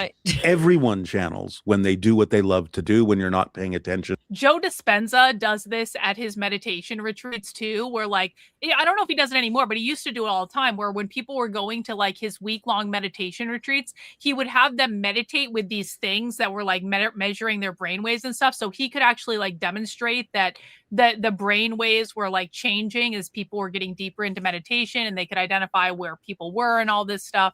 Yeah. So this Karlyn, is not, guess what he's I not have? the only one. Go ahead. Guess what I have? What do you have? This is a caramel cheesecake shake Fuck you. that we had in the freezer, and now it's like ice cream. Fuck you, Jennifer. I've I been can't slowly eat ice cream. munching on it over days. I just take like a few bites at a time. God, dude, I'm so close. I am Mm. like 20 pounds away from the weight I have in my head for becoming irrecognizably skinny to achieve this weight loss fucking thing. I'm so fucking close. I will not eat carbs. No carbs ever. Yeah. No ice cream. No caramel. No, nothing fun. There's no Just carbs in this. This is keto friendly right here. It's not keto friendly. It's got caramel in it. I'll tell you that. Sugar. What No. about my rum? Oh no, I wouldn't say that, dear. I did. But yeah. So just being active with all this, like living the van life. Let me tell you, I've lost quite a few pounds too, and I'm super stoked about it. Good. So that's why I only take like a few bites at a time, and I put it back because I don't need that many calories in one sitting. Hey, listen, if you're gonna eat that fucking ice cream, enjoy every second of that ice cream and love it, and eat some for me, because I wish I could eat fucking ice cream. I was craving a sundae the other day, like so bad, and instead I had to have a protein shake because I had to get 40 grams of protein in. It was very Put disappointing. that in the freezer. This was I've seen some people do that. They put their protein shakes in the freezer and then they eat it like ice cream. Really? Yeah, like because you can put some of the like the nice yummy flavor, like coconut and things, right? And then put it in the freezer and you eat it like an ice cream treat. So you kind of get Really? that satisfaction of having that treat kind of thing, but it's good for you. Damn, I might actually try that. I might actually try that. Hey, we got a super chat from the king, the legend, old sub. Distraction alert. From the last stream, I was researching the speakers and found that R. Jessica Rosenberg, the R stands for rabbi. That's why she has a beard. Yes. Well, also because Rabbi Jessica Rosenberg was really born a man. And Bot found that information. So yeah, the R stands for rabbi, the queer Jewish rabbi that's talking about doing far left organizing in Minneapolis. Oh my god. Yeah, that was a fun stream though. That was a good old sub, but you missed something at the end. I don't know if you stuck around till the end, but like we got a good clip at the end. I'm gonna put it out to tomorrow. I really appreciate the super chat, bro. Thank you so much. To the passage of time, when you're in the zone, you are in a channeling state, you're in gamma. Hmm. And that's what we discovered, is that's where I go when I'm channeling. And certain things happen in the brain during the channeling state. The set point, and we're talking about a set point, the set point is stable. It's a stable kind of state and rarely fluctuates over the lifespan. When Daryl channels, it changes in minutes. My basic understanding, as it was explained to me, is at a certain point in your life, the human brain sort of arrives at a level where it starts processing information, and it stays there for the rest of your life, unless you have a head trauma or something that changes it. Like during your conscious awake phases. Yeah, this is the way you process information at this rate of speed, and it stays that way for the rest of your life, and it's not ever supposed to change. But when I channel, it goes up almost immediately. When the entity is talking, it goes from my stable resting place is 9 hertz, 9 cycles a second. When the entity is talking, it goes to 10. When the entity is listening, it goes to 11. Huh. And It what goes to the 11. technician said to her that represented is he's listening more intently than what he's actually talking about. And when he's listening that intently, it's more of an empathic connection where That's crazy. He's like the energy goes up because Bashar is actively listening. What a non-human experience to have something actively listen to a thing that you say. He's intense with it too, yeah. John says, what if Bashar went on Tim Pool? Wouldn't that be fucking funny? I would totally watch that episode. Tim wouldn't know what to do. I want Bashar everywhere. Bashar do needs too. to be on every show all the time. He needs to go on Joe Rogan and channel. Oh He's a man, that would be fucking amazing if Bashar went on Joe Rogan. Fuck yeah. That would be the best. Oh yeah. All right, I'm gonna go put my shake back in the freezer. All right, yo, Cynthia. Oh, Cynthia in with the 5 channel memberships. Jennifer's doing the W2 double W's for Cynthia. Thank you. Thank you, Cynthia. Does anyone even watch Tim Pool anymore? I haven't watched Tim Pool in years. I don't even know. I don't even know what's going on over there anymore. No idea. Bashar should wear a beanie when he goes on Tim Pool. That would be funny. At least Bashar takes his baldness like a man. I actually think Bashar is very, like, Bashar looks more like Bashar without hair. Remember we saw that vintage video of Bashar like a couple weeks ago where he had hair? And I was like, who the fuck is this? That's not Daryl Anka. What the fuck? Bashar, like, Daryl Anka looks more like an alien, and he looks more like what I would imagine Bashar to look like when he doesn't have hair. So it's absolutely the right move. Some men just need to embrace the baldness. You know, it's a little bit tragic when a man loses his hair, but some men need to just embrace the baldness, I think. Wait, did he already appear on Joe Rogan? Wait, seriously? Really? He just appeared on Joe Rogan? No shit. Are you serious? You need to see that. Wow. Wow. I feel like we changed. channeled that, Jennifer. I feel like that information was meant to be given to us because I didn't do proper research. Holy shit, I didn't know that. I definitely want to watch that. I'm hearing everything you're saying on every level so I can respond to you thoroughly and properly about what you're really asking. Who is Bashar? Meaning, is Alien. he one of many? Is he the one? No. He's well, again, this is the way he presents himself. He's an extraterrestrial physical entity. This is a telepathic connection. He is a member of a civilization. He is helping us move forward like many other extraterrestrials. Rendering theoretically are. of Bashar. Oh yeah, let's see it. I want to see what Bashar looks like. Let me. Does he copy look it. Arab? Does he look Muslim? No, I'm not sure if this is coming from Daryl Inca or where this is coming from. But there's several that look very similar, and this one kind of resonated with me. But I don't think it's totally right. I will put it in the chat with you. Okay. To share as soon as I pull up where I just put it. Okay. Bashar revealed. Yeah, we'll see. I don't know. Okay, got it. I've got it. Private chat. Ta-da. Oh. I'm waiting patiently, Jennifer. I'm sorry. I'm used to being able to drag and drop things, and it's not working, and now I'm getting like, I don't know how to do it. You copy the link. I can't copy the link. I'm such an idiot when it comes to this stuff. It's not even funny. Here, I'll put it in. I'm going to send it to you in Discord. Because then, yeah. Oh, that I can get into fucking Discord? Oh, no. Okay, I'm going into Discord. I'm going. So Bashar does look like an alien. He's just like a fucking normal alien. Kind of, sort of like, but I don't know if that's real. It just kind of, that image was like my favorite of the ones. Yeah. Meet Bashar. So Bashar, yeah, these are definitely the most appropriate sunglasses for tonight. Then I feel like I'm channeling Bashar right now. I actually kind of look like, if you took my hair away, I would look like Bashar. Yes. Like, look at this. Like, you got the Leia buns going with your hair wrapping around your head. I know. Like, they ignore the Leia buns, but like, I feel like I've successfully channeled Bashar right now. There's some of the other images. He has like regular kind of human eyes with irises and pupils and the whites. But there's just something about this that I like this image. I don't know. Maybe it's the way he's looking so calm and directly at you. He looks kind. He looks kind. So this could have been a fan rendering. Yeah, this is not a rendering from Daryl Inca himself. This is a fan rendering of some kind. And there were a bunch of them that were very similar. I just like this one the best. Ginny over on Rumble says Bashar is a gray. No, Bashar is not a gray. What is Bashar, Jennifer? Well, Inca even just said he's from around Orion, But Oh. there's like 3 different kinds of gray aliens, and none of them are nice.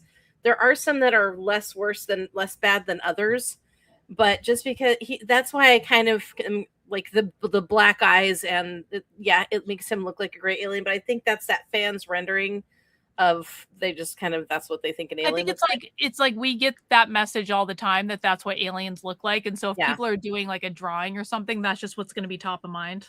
Yeah, there were, like I said, there were other renderings, but most of them were kind of coming off that way. Some looked more gray alien than others. I'm like, Bashar is not a gray alien. He has even confirmed that. So I forget the race he said they were, but he just kind of says the star region that they're from. Mm-hmm. And gray aliens there's tall grays, and then you've got your short grays, you've got your engineered grays, you've got the cloned grays, there's the bioelectric grays, and there's just, it's just all fucked up. They're messed up. Bless their hearts. Like, do we know? Yes, he says where his planet is and where his solar system is, but it's in a parallel reality. So that's hard. I know. So he's saying if you want to overlap his universe with our universe, his solar system would be in about 500 light years in the direction of the Orion constellation, but you can't see it unless you shift into his universe. But he can't see ours unless he shifts into our universe. What's happening in that parallel universe?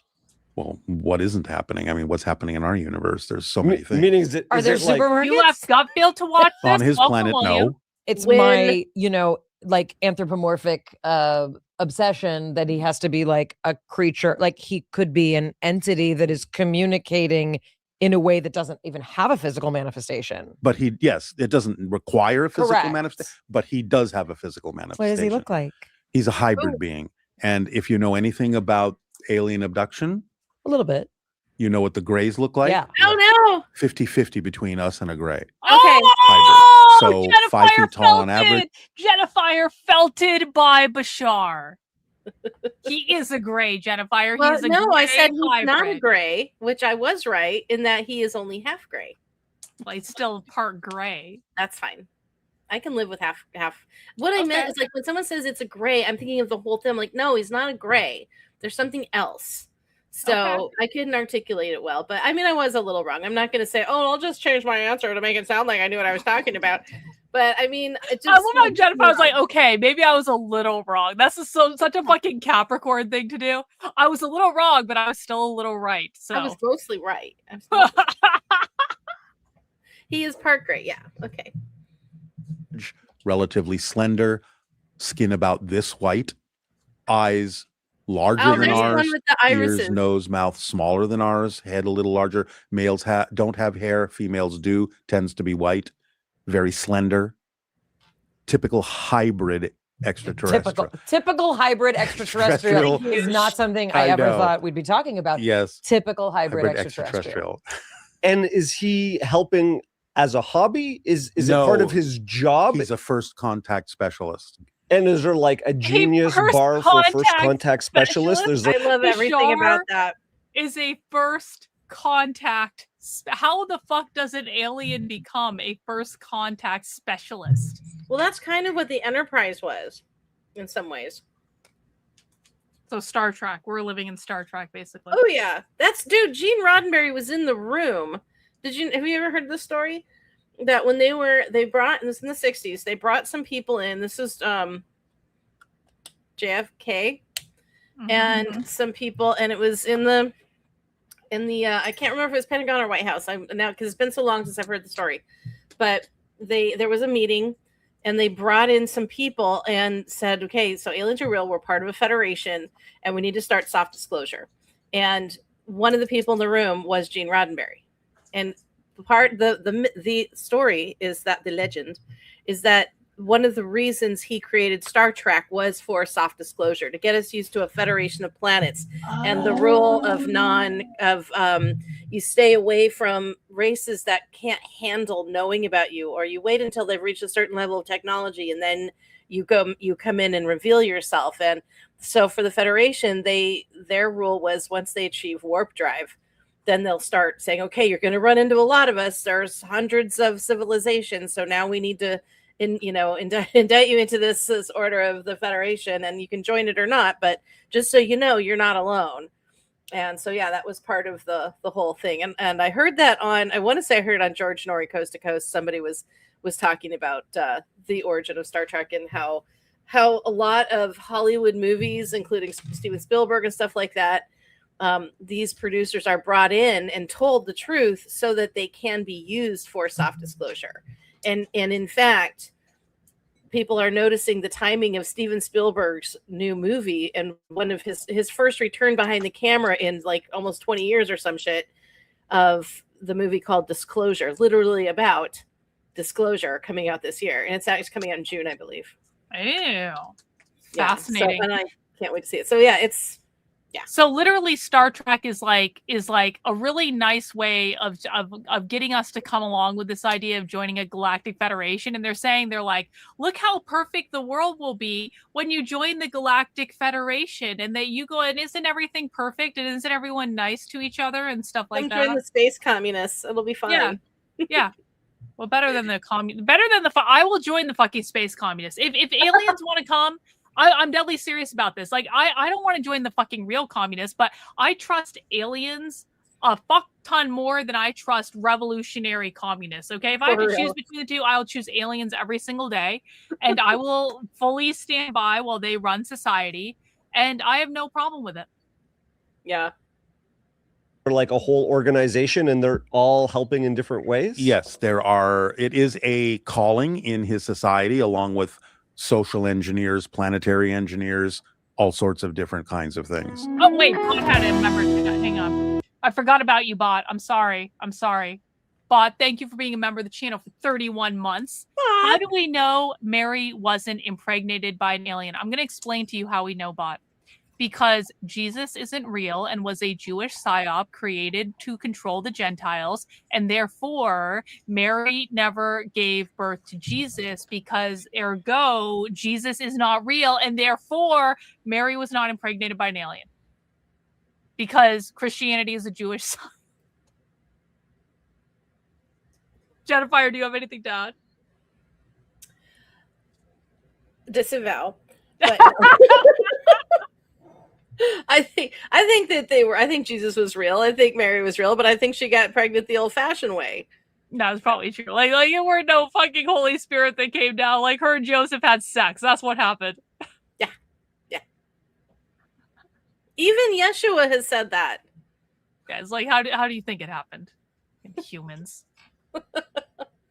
Mind Bialec's Breakdown is supported by Shopify. Starting something new isn't just hard. It is not. No ads, no ads from Blossom.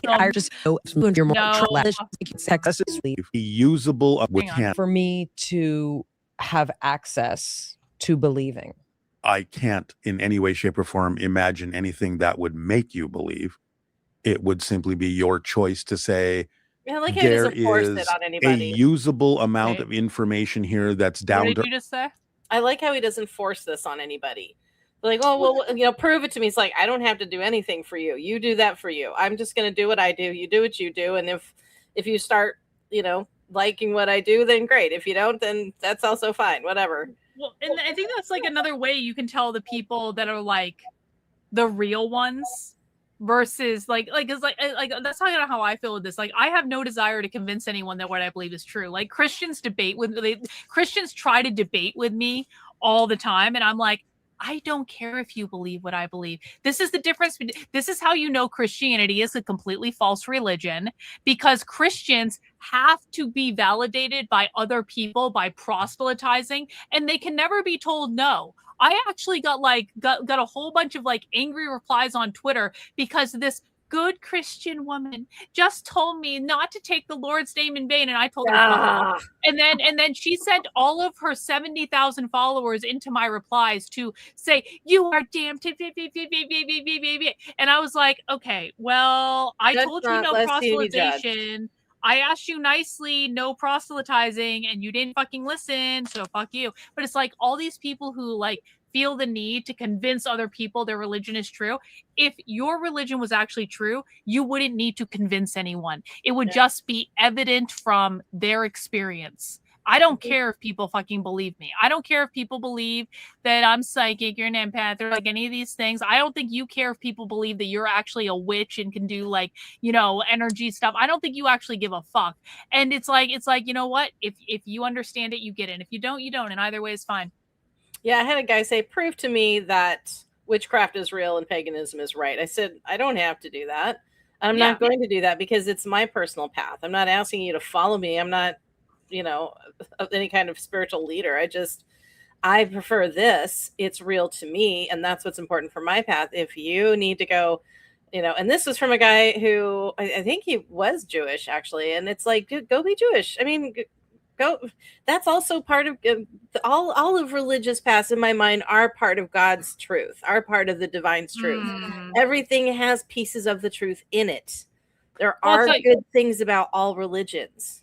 If he's Jewish, I'm like, can I interest you in the Kabbalah, sir? Because what the fuck do you think the Jews are doing with the Kabbalah?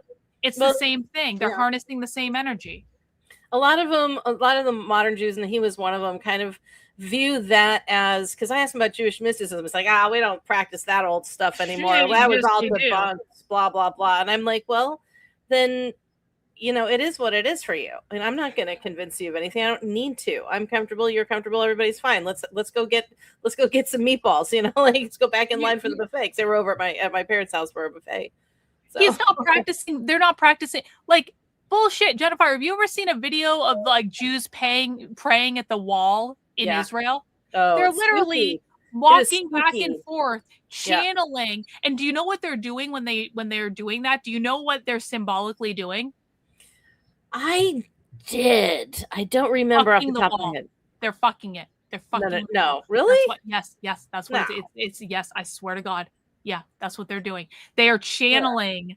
They are channeling to fuck the wall. It has something to do with that. I forget exactly what it is, but that is what they're doing. Sexual energy is like potent spiritual shit or something like that. Yeah, something like that. It's about like, I don't know. I don't remember exactly. I'll have to ask Amalek about it, but yeah. I'm like, you're telling me you're not engaging in energy manipulation and mysticism? Like Jews pray every fucking day with that long strap wrapped around. They're doing the same thing. They're like, this is what happens. Like I don't know if you do this, but like when I'm like doing like, you know, like when I do tarot cards and stuff like that, and I like tune into someone, how I know I've got them is my body starts involuntarily going like this. I start like, involuntarily rocking back and forth. Yeah, I do too. You start, you kind of get into a little bit of a flow. It's a little Stevie Wonder nod, you know, like, oh yeah, you know, you kind of get into it. You're jamming with the spirit, man, you know, and you do feel that. And I do find that I like to remember that one dude that we found that was channeling, and he was kind of doing stuff with his hands. Oh yeah, that's why I was like, yeah, and it's like there's something about that physical connection with the energy that is very jivey, and I love that. But yeah, it affects you, and plus it's very powerful and it moves you physically. Yeah. So yeah, I mean that's kind of what I was thinking, is like they're praying and they're just kind of in the zone, but they really get into it. Like they're like, but they're channeling, and and this is why the Jews are so powerful, because they are collectively channeling. They're all focusing on the same thing at the same time, doing this fucking Jewish mysticism, and this is why they are what they are, honestly. So I think there's those that are harmless and those that are harmful, and I think your average everyday synagogue goer is very innocent in all of this.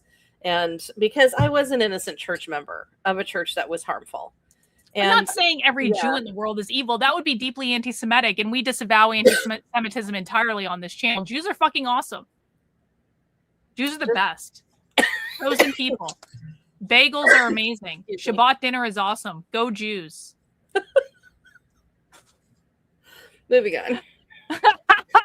Earth and practical and actually can create a physical effect in my life. And that's all that's important for you to get a hold of right now, because if in fact we are going to have open contact within a couple of years, well, then you'll have all the proof of extraterrestrials that you need, which I do believe is about to happen. So when you started channeling, did you also believe that was imminent, or has this evolved? This has evolved. Got it. This has evolved. He originally said, I like that Bashar's like, well, disclosure's about to happen, so you're going to find out one way or the other. Yeah. And honestly, I'm kind of on Team PSYOP a little until the physical beings show up. Yes. That's when I'm like, okay, they're not fucking with us. Because honestly, the government is just a bigger, badder form of Hollywood. They know what the people want. They know how to put on a show, and they know what to tell you to make you feel like you're getting what you want. You know, enter, oh, we're going to disclose JFK. Oh, we're going to disclose Epstein. Oh, we're going to disclose all this stuff. And, you know, oh, maybe 9/11 was an inside job. Let's look into those documents too. And they're just going to disclose all this stuff. And yet they're edging you. You never get the gratification of the knowledge. They just edge you, and then they move on to the next thing and edge you there. And then they move on to the next thing and edge you there.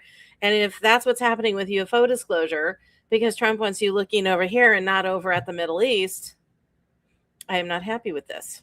So when the actual alien beings finally come here and show up and talk, that's when I'll be like, okay, shit is real. I mean, I do believe in aliens. I do believe they're real, but I think mankind or humanity in general is going to need that to finally go, oh, because right now people are getting so used to it. It's normalized. Oh, UFOs in the news again. What else? You know? So who cares? Big deal. So the government just said UFOs are real, and they verified that there are 4 alien beings that were races that we're in touch with, even though there are dozens and dozens and hundreds of different kinds of alien species out there. They're going to focus on these 4 for some reason. When did the mantids get involved? I mean, that was just a surprise. I'm like, okay, now they're playing to the audience. So it just feels like, okay, I know the Nordics. Yeah, they've been here and around. The reptilians, everybody thinks that. The Greys, everybody thinks that too. But now you're going to bring in the mantids? Okay. I'll wait until somebody shows up and goes, all right, this is Beat Borp, and he is here from, you know, Zeta Reticuli number 4 or whatever. And then they'll be like, all right, so they aren't jerking our chain. Okay. I want an alien address in front of Congress. I want an alien address in front of Congress where ideally they destroy all of the corrupt politicians, just like in Mars Attacks, but not like it. I don't want them to take over Earth. I just want them to be like, here humans, as our gift to you, we are getting rid of all the people who have caused you pain all in one fell swoop. But don't worry, we're not going to hurt you. These people were bad fucking news, and we need them out of the way. And now we're going to fix all the shit that they fucked up. You just fucking relax, and we're going to take care of it. That's what I want. I would be like, thank you, aliens. Thank you. Thank you. We love you, aliens. Go Reset team button. Alien. Yep. Was a particular window in which open contact was going to happen, which I think originally many years ago was somewhere between. I gotta address this question. You want to do this question? Okay. Yeah. Well, so I didn't say anything about military plans, did I? No one said that. So what I'm talking about is the focus of people. The focal point is going now towards this over here. Don't look at that over there. Look at this over here. I completely agree. You shouldn't let your enemy know anything about your military plans. That's a stupid thing to do. So yeah, I'm not talking about that. I'm talking about the focal point and the fact that we probably shouldn't be there in the first fucking place. So that's out. I appreciate your question. 2020 and 2033, and over the years he has been narrowing it down as we have been doing things like discussing disclosure and all that. So he is now saying, and actually he's not the only person saying, other psychic mediums have also corroborated this, that probably in 2027 we will be introduced literally to extraterrestrials, literally, by an official report. I really want that to happen. The main reason I want it to happen is that so people stop saying that it's not real. Like we can stop fighting about it. Yeah.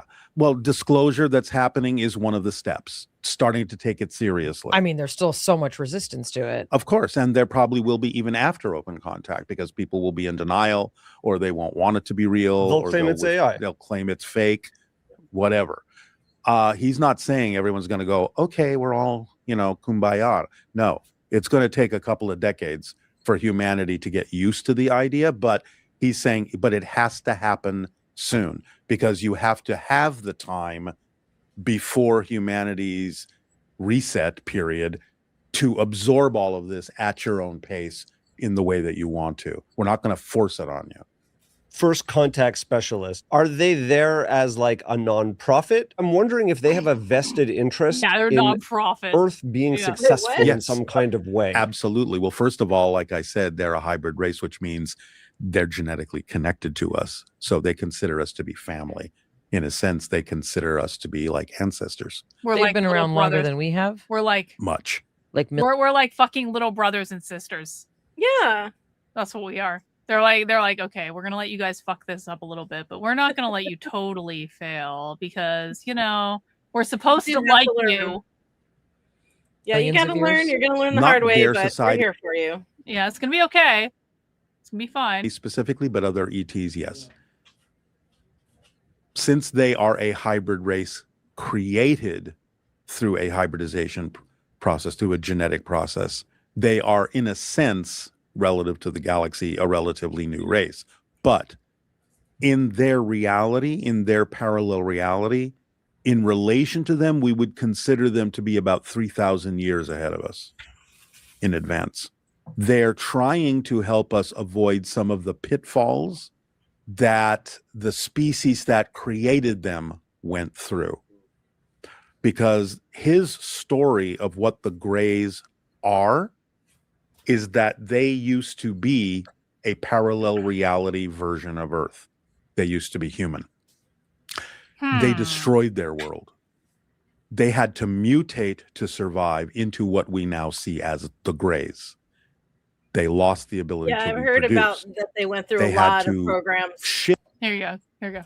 What's up? I've heard like the Greys are very engineered. Like that's why, and the little guys, the organic ones. So I've heard, not that I've met one or asked it questions, but are actually clones, genetically engineered, that kind of thing, and they're running out of viable genetic material, ergo sampling people to try and I've get heard fresh that too. DNA. Yeah. No, I've heard that too because I actually got a psychic reading one time from a lady. This is why I think I was abducted by aliens. And she told me, like, Karlyn, these people thank you, or these aliens thank you for donating your DNA or whatever. So I think there's fucking hybrid versions of alien versions of me running around. Oh, Karlyn has alien babies. I know. I don't have human babies. I'm like, I already did my fucking deal. Like, leave me alone. Leave me alone. I Let would me be live. so Let me live. fine with that. I don't have kids, and I kind of wanted them, kind of didn't want them, and now I'm glad I don't have them. But it would be so cool. Be like, here's your alien daughter. You'd be like, oh, neat. And I didn't have to do anything but donate an egg. Nice.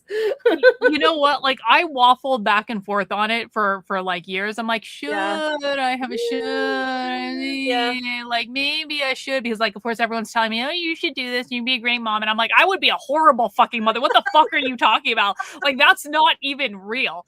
And but like when Victor brought me this fucking car the other day, and it's like this little tiny car and it doesn't even have 4 doors and it has like this little teeny tiny back seat. I was just looking at like there's no way I could actually have this car if I had kids. And then I literally woke up the next day and I was like, I am so fucking glad I don't have kids.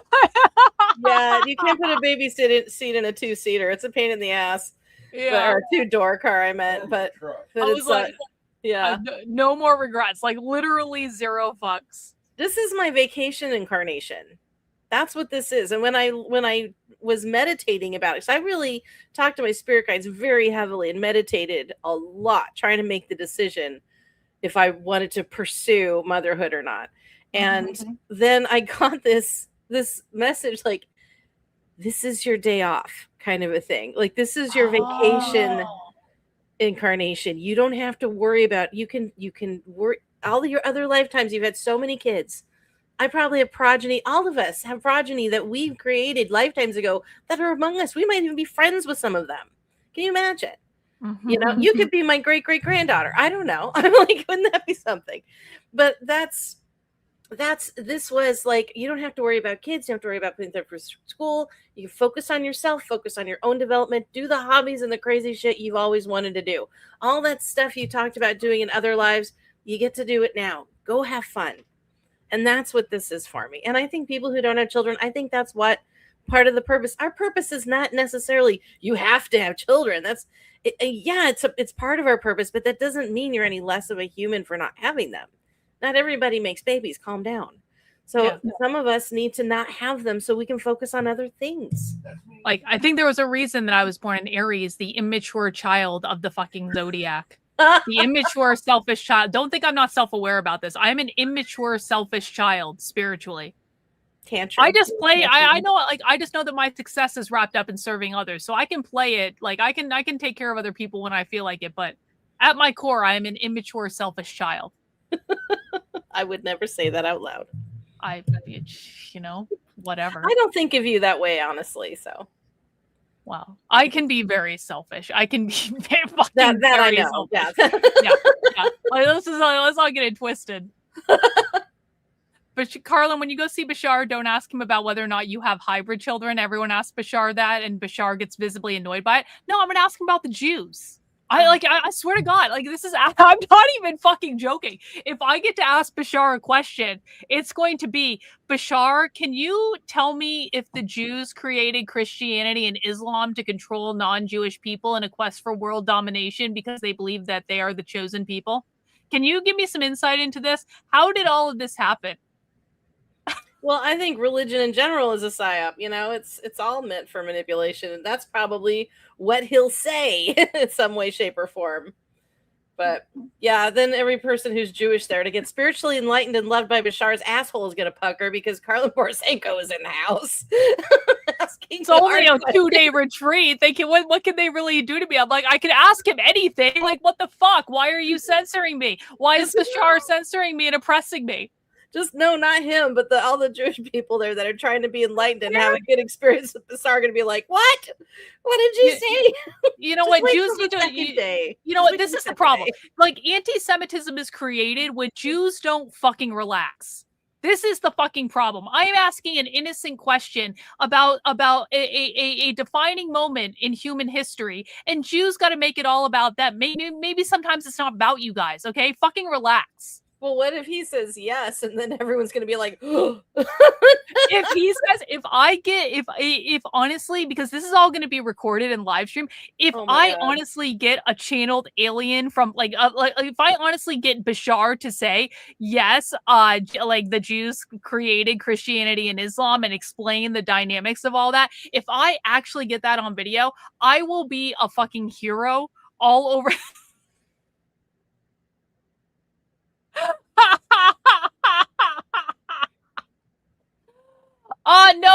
No, asshole. This is a fascist Jew-hating live stream, okay? This is a fascist Jew-hating live stream. Just to be clear, when I said Jews need to fucking relax, I was literally talking about you.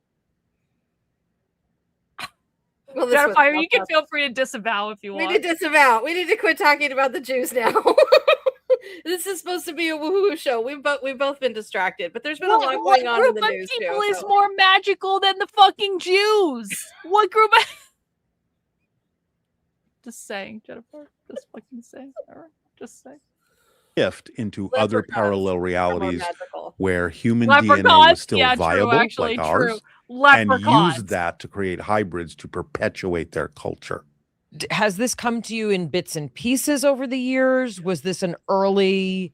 No, he did lay this out a few years ago, but more and more detail has been coming out over the years about why this is happening, how it's happening, and why they're helping us. They're noticing we're making the same mistakes, and they don't want us to have to make the same mistakes and do the same thing that turned their reality into the grays. Humans are trying to figure out right now how to coexist on a planet that has shared resources, and we cannot for the life of us work collectively as a species. Right. Big problem when the survival of the species requires global cooperation. Yes.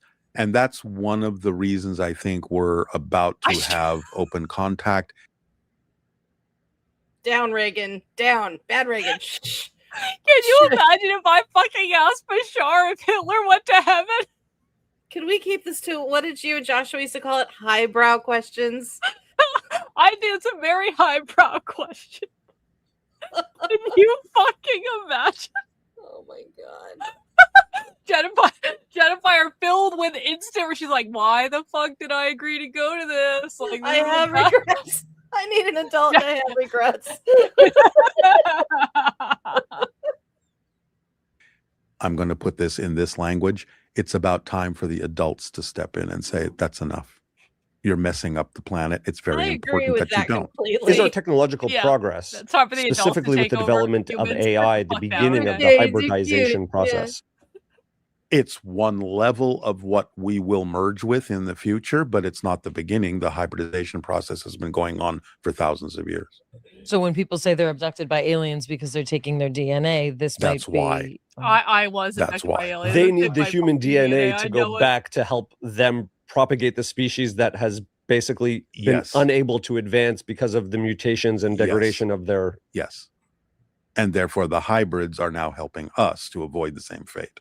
We spoke to Robin Hanson. We speak to many people who think about contact in very different forms. And his perspective with the zoo hypothesis that aliens are monitoring the progression of Earth, potentially because it is safer for us not to leave the planet because it will create a intergalactic upset if we're launching ourselves off into the galaxy. What do you say about that? I'd say there's a little bit of truth to that, but I don't think there's actually much that we could do other than they will not allow us to have a global thermonuclear war. I think they've demonstrated that very clearly on several Bonus. occasions when UFOs Alien have hovered W. over missile silos That's why and they're always scrambled checking the out launch the- codes. yeah, the And that's missiles been and their way everything. of saying, you're not doing that. That's Hang on, John has a question, Jennifer. Uh-oh. If a snake Oh, could be a stop fairy, it, Dawn. Oh, what the come fuck on. does that mean? What the fuck does that mean? It is a long-standing argument between Mr. John Morgan and myself. You know, he's one of my writing people. And he just finished his book, by the way. I'm very proud of him. Yay, John! Congratulations! Yep, he's working on the sequel already. We'll be getting him published, hopefully, coming up. So I'm really excited about Yay! that. That's so cool, John. I'm so happy for you. I'm over the moon. So we had this debate a couple years ago about what entities can be a fairy. And he's like, can vampires be a fairy? Can snakes be a fairy? Can these, that, and the other thing? Can this all be a fairy? And I'm like, no, fairies are the fakehin. They're like their whole own thing. And then he started looking it up. Well, ChatGPT says that a vampire is part of the Fae world, and so therefore a fairy. And I'm like, oh, come on. So like everything is, this is a fairy, and that's everything is a fairy now.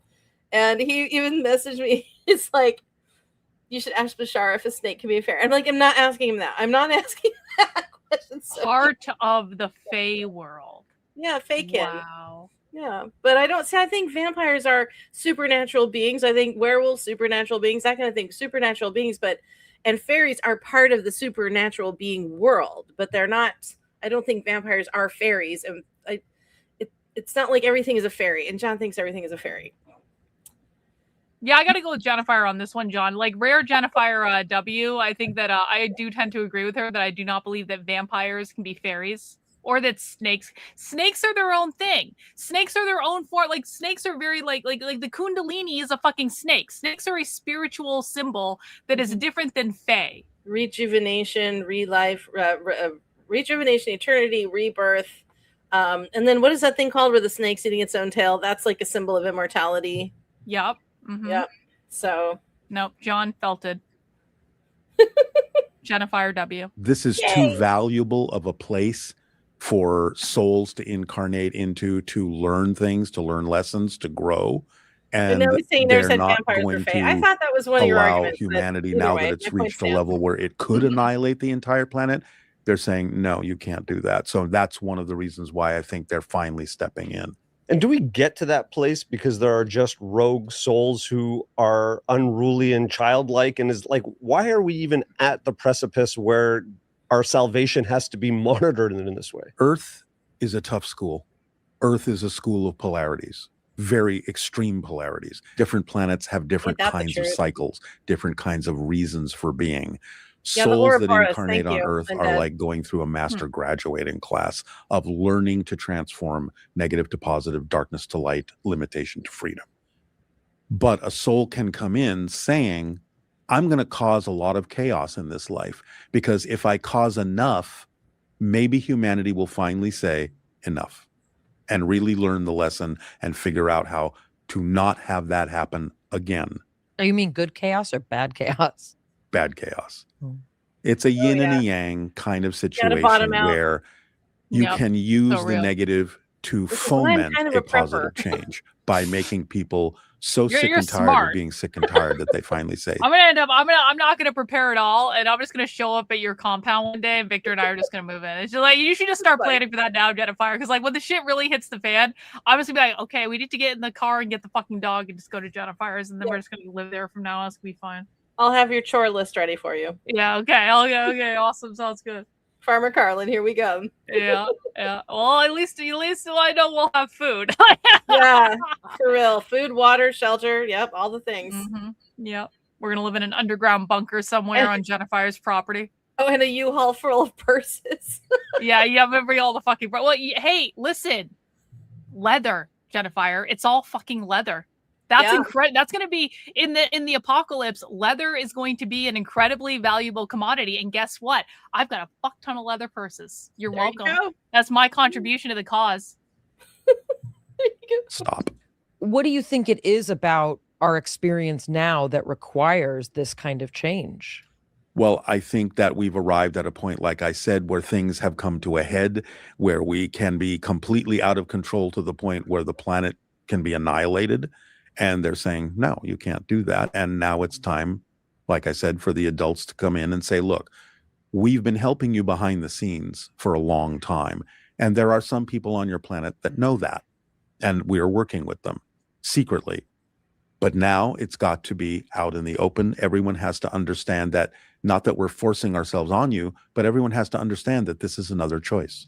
If you knew then what you know now, would you still have chosen to be the recipient of this kind of channeling? Oh, absolutely.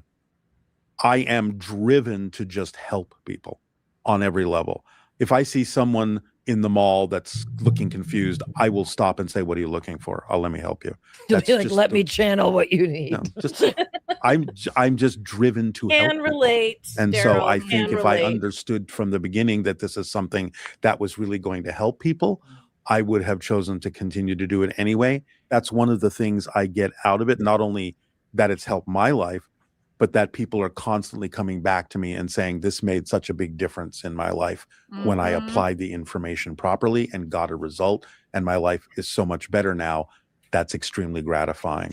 Has there been a time when you've gotten information that you did not want, or that you did not want to communicate? Yes. Or when you wished, in the sort of like TV movie of your life, was there a moment where you were like, I don't want this information? No, never. Really? There are moments I can tell in the channeling when there is information being withheld that is not an appropriate time to deliver it. What does that feel like?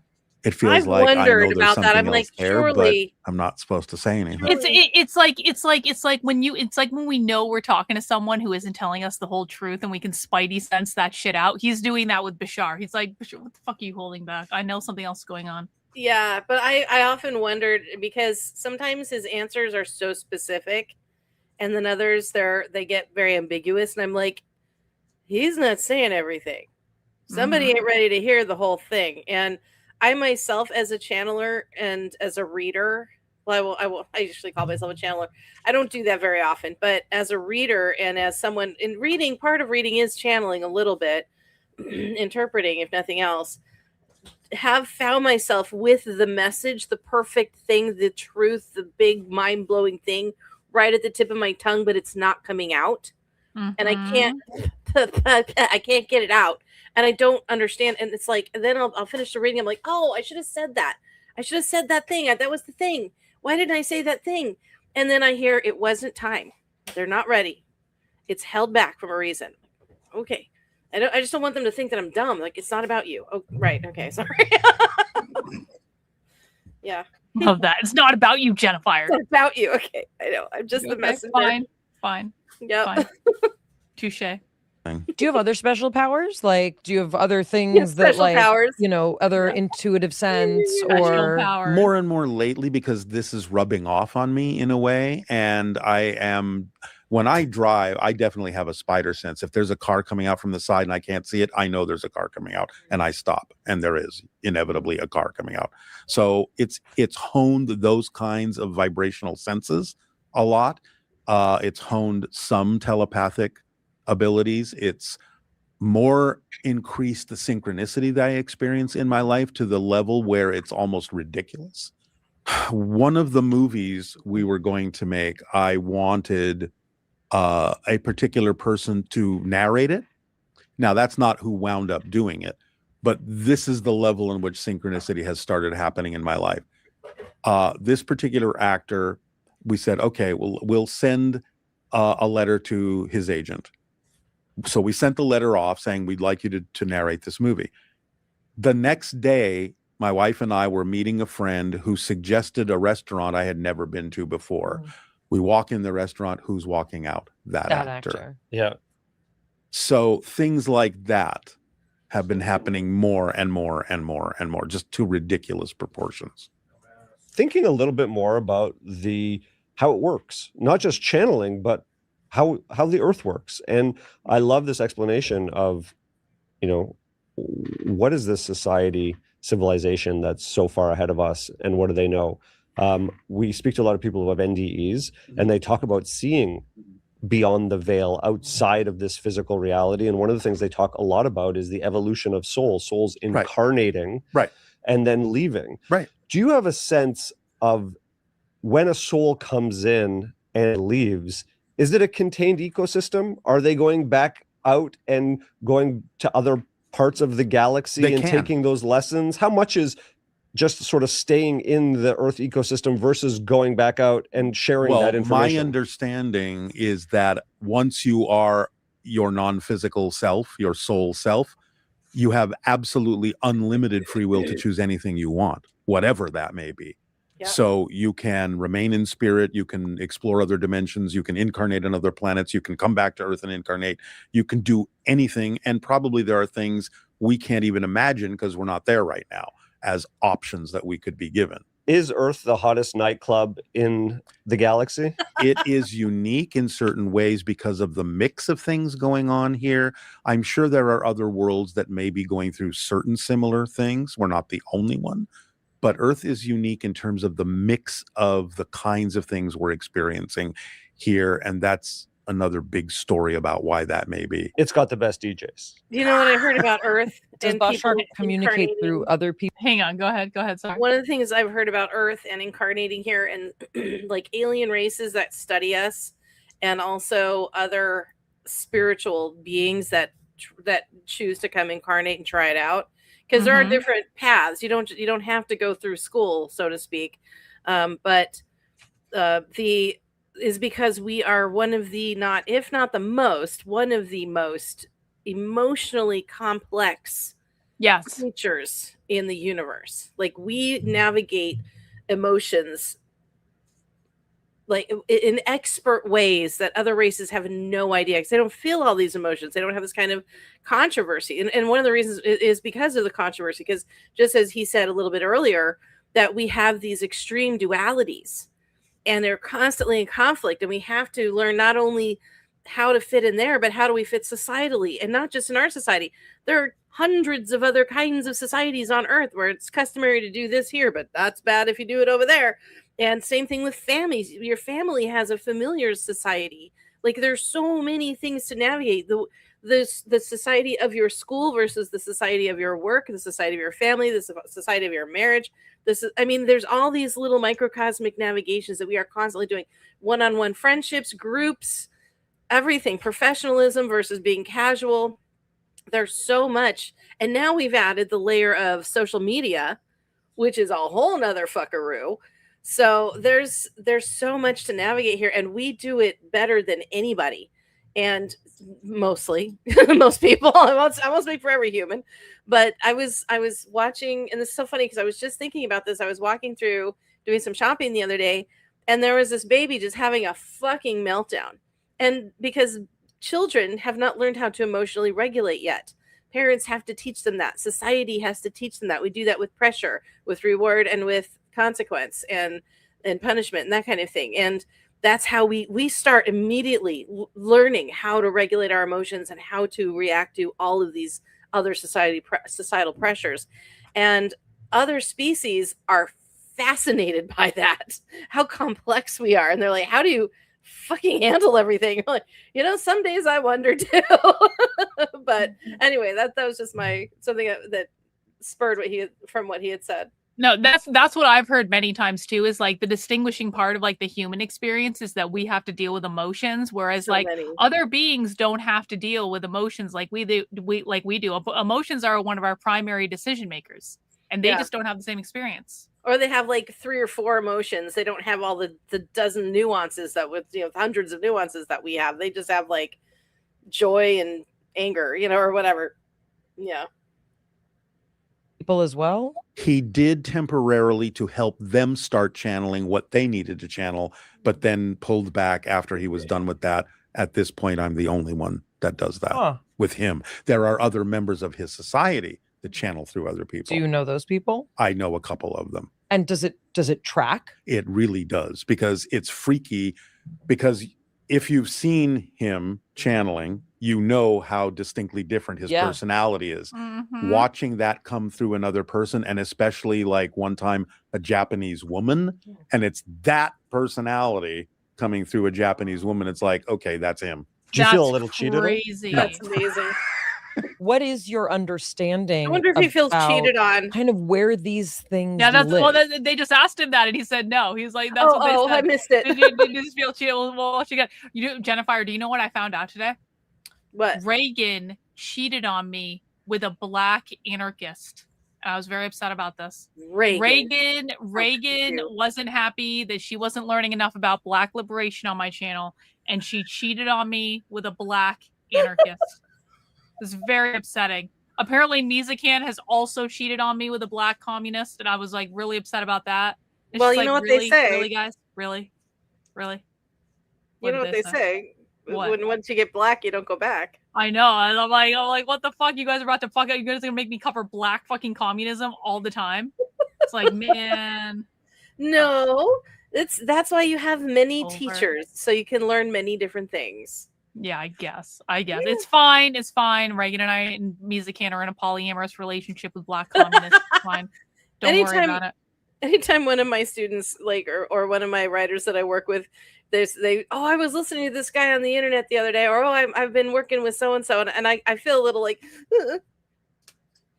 that's good. You need other voices. No, this is good. You're cheating on me with another writing coach. It's fine. It's fine. I don't care. No, I encourage that. Like, you got to hear all the other voices. You need many teachers. Your one teacher isn't always right all the time. And I am. What the fuck are you talking about?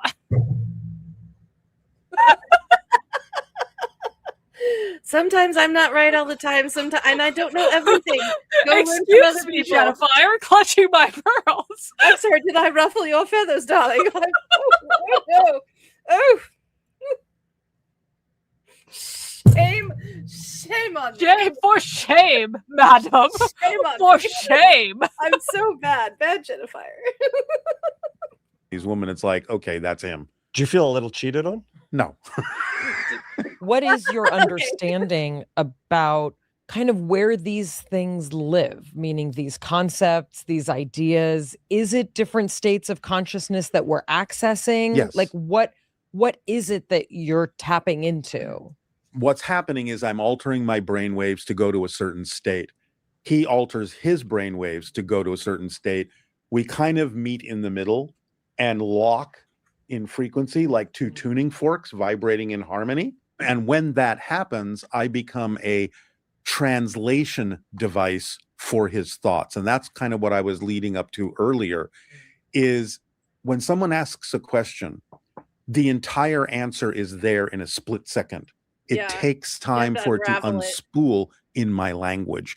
That's why you never hear him say, or any hesitation when the information comes out, because it's already all there. And it's just some automatic function that's been trained into me to let it translate into English. So why would Bashar, who's trying to communicate with us on a higher level, to communicate the kind of information that you are sending out, right, to people in this universe or in this reality, why should he bother himself with people's trivial questions or because life nothing decisions? Is trivial to him.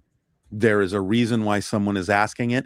And very often when someone asks what you might think is a trivial question, he'll find a reason to pull it around in another direction and show why it was important for that person to ask that question, or how it can even serve other members in the audience I have no who idea may be what to ask reluctant him. to ask their question. And those things collectively. You don't know what to ask in Bashar? theory- No, I can't think. Like, what do I want to know? I don't know. I haven't thought Well, of anything. Well, we have until September to figure it out. You have plenty of time. It's like several months. Well, not like he's going to be able to answer every single person in the audience's question, but I'm just like, is there anything I need to know or want to know? I kind of want to be there and absorb. I don't know. Maybe something will pop in. Honestly, that's kind of how I feel about it as well. Like, if I end up in a position of needing to ask him, like if someone sticks a microphone in my face or something, I'm sure I'll be able to. I probably will actually ask the Jew thing. I'm not actually lying about that. But I actually don't plan. I don't plan on going up to the microphone and be like, excuse me, Bashar, can we talk about Jews, please? Like, I don't plan on actually doing that. Like, I literally just want to go and that's what I like doing at stuff like this. I don't like actually participating as much as like some of the I know you understand this, but people in the chat might not. When you go to some of these spiritual things, inevitably like half of the people there are like really rich women who are just fucking around and dabbling, and they love to hear themselves talk about how spiritual they are, and none of them understand shit. And it's just like let them talk, let them, and then Bashar's gonna handle them beautifully as he always does. Yeah, so when last summer I spent time at an ashram in Sri Lanka, and it was wonderful. Ooh. This one time I was speaking with the Dalai Lama, don't you know? And I studied with the Highness's Prince of Spiritual Bullshit last week, and whatever. Mm-hmm. It's true. You'll come up with a question, Jennifer. It's gonna be okay. Yeah, I don't know what I want to know, and I also feel like I don't want to waste by drawing names out of a hat. Is it? Ooh, so we have to let the fates decide. Ooh, that's exciting, actually. I love that. See, other Jenny knows more about this than we do. But Jennifer and I are basically going in blind. We're like, we don't know what the fuck is going on, but we're excited to be there. Like, I've had people lined up, and then they would walk up to the microphone, kind of like they do at like StarCon, where they have the guests on the stage, and then people line up on two sides of the stage, and the person they go to this line, and they go to that line. And I think with Bashar, I've always seen people in front of him, so I always assumed there was a line of people who would just get in line, and if you get your question answered, you get your question answered. No, but apparently they draw names to get in the line. You have to put your name in, though. I'm sure it's not like everybody is just going to be in the lottery. It's probably if you have a question, put it in this hat, and they'll draw it. Maybe we should just let the fates decide. We put our names in the hat, and then if our name gets called, it gets called, and if it doesn't, it doesn't. We say, universe, we leave it up to you. Yeah, I promise I won't ask, what's my purpose? Because I already know what my purpose is. But I hate when people say, why am I here? It's like, oh, honey. No, we're not gonna ask dumb questions like that. So many other ways to find that out. Find your own fucking purpose. Like, why are you coming to a Bashar retreat if you haven't done like basic meditative stuff? Right? It's like, find your own fucking purpose. Yeah. Why are you going to an alien? Like, wait, this intergalactic being to fucking tell you something you could find out with a tarot card reading or some introspection. Mm-hmm. And he's gonna say, follow your excitement. What are you excited about? Could help us as a people elevate our consciousness, elevate our our psychological health, right? If I'm having a problem with my mother or my father, whatever. If people come to you with that, there's a larger system at play, correct? Yes. One of the things, I mean, the woman that runs Bashar Communications, who is the official distributor of the information, also is very familiar with different forms of psychology. To her, Bashar is a new level of psychology in terms of how he phrases things and how he says things work in the human brain and in our, whatever we want to call that, our makeup. We have this science fiction notion that an alien should be able to answer any question we ask them. That's not necessarily true. Bashar has a specific function. Like I said, he's a first contact specialist. He's not a physicist. Oh my God, John Morgan. A Bashar plushie.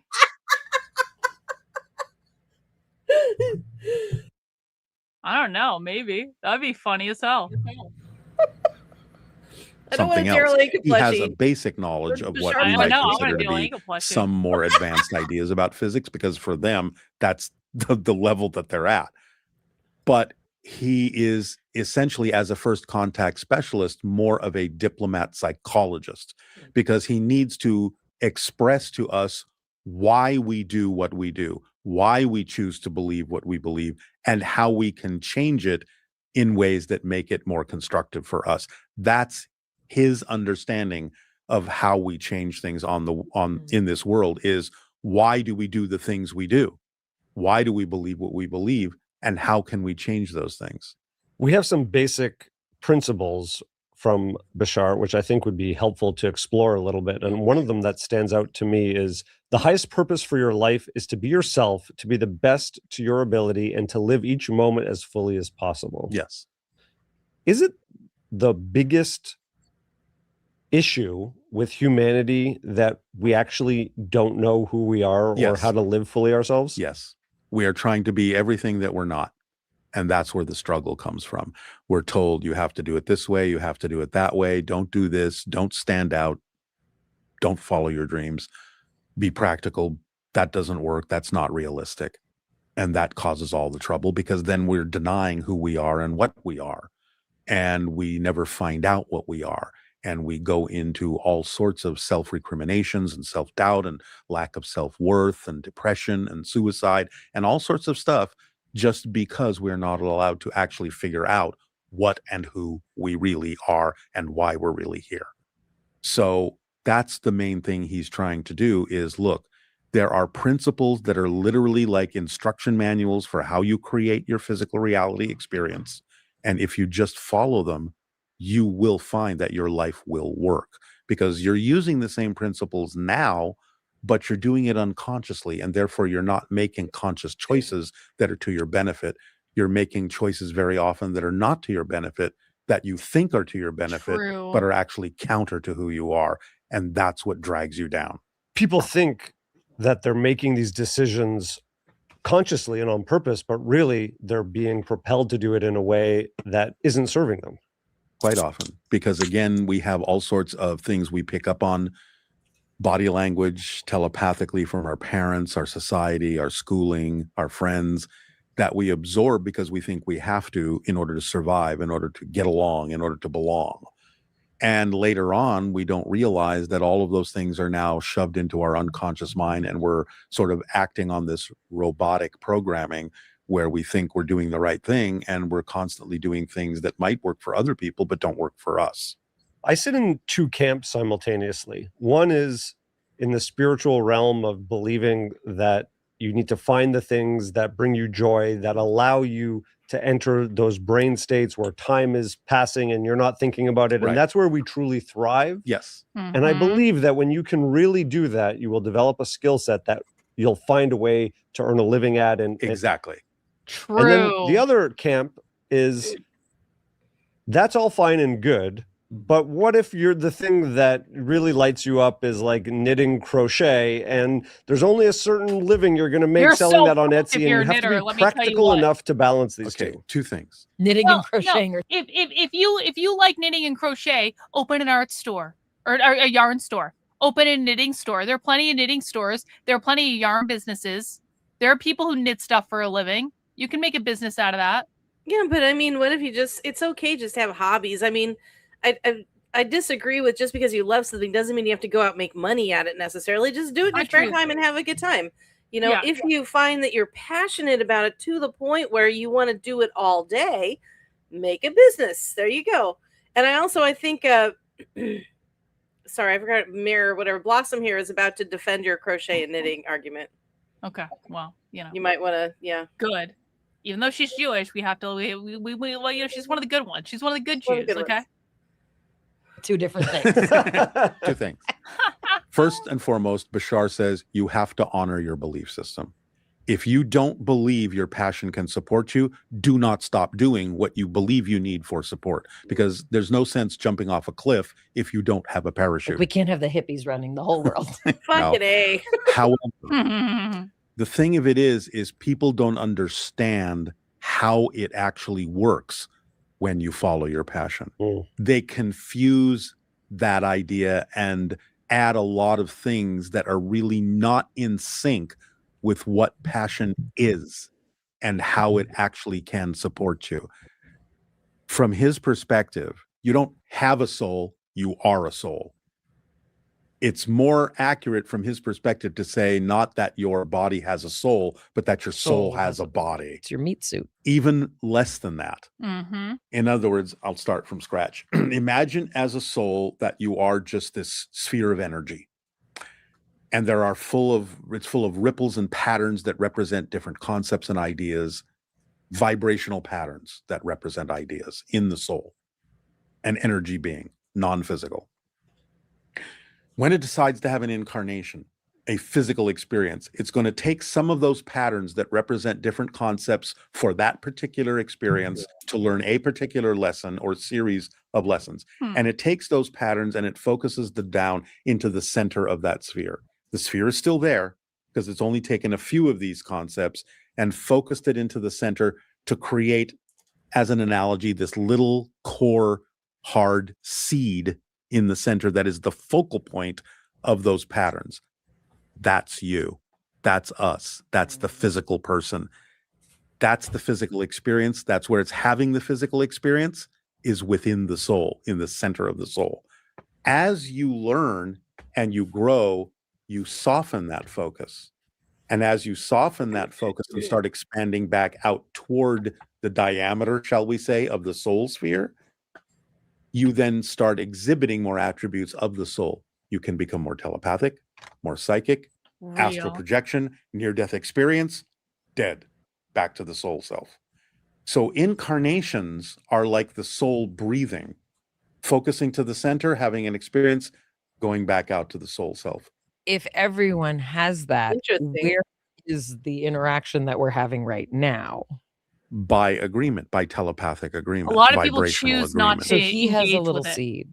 Everyone can be psychic, but Yes. you have to choose to experience. You have to choose to engage with it. You can also most people block it.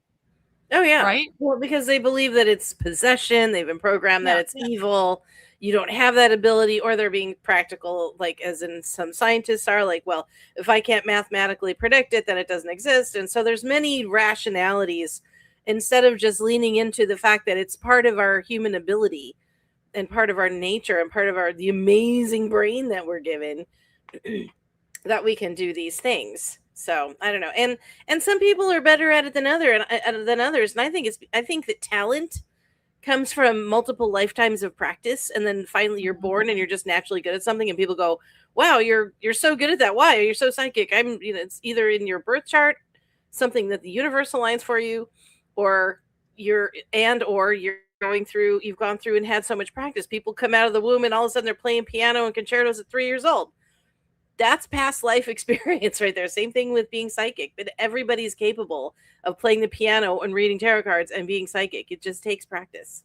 And like everyone already is. It's like the example I always use is when you walk into a room and you just know something is wrong, or when the phone rings and you know someone has died, and there's no reason for you to know that, but you do know that. And it's exactly the same thing. It's just about developing that ability and meditating. And I had to work for years to develop and I had to go in Peru to do ayahuasca to get my heart chakra opened and like all that shit. I got incredibly more psychic after that. I'll tell you what. It's like you can do all sorts of stuff to develop your psychic ability. Oh yeah, absolutely. See, and I came out with, I've been like this my whole life, and it just gets it gets stronger, and it's like how open to it am I today? That's how strong it'll be. It's like a water faucet for me. I turn it high or I turn it down. And it's been like that my whole life. I think I've been that way my whole life too, just because like with the empath stuff, I feel like I've always taken on other people's shit. But like when I was a kid, I didn't understand that. Yeah. And I didn't understand that my experience was different in some ways than other people's experiences, or that I felt it on a more like intrinsic level than other people. I just thought it was like that way for everyone. But like when I became an adult and I started figuring this stuff out, I was like, oh, so they didn't have that like I did.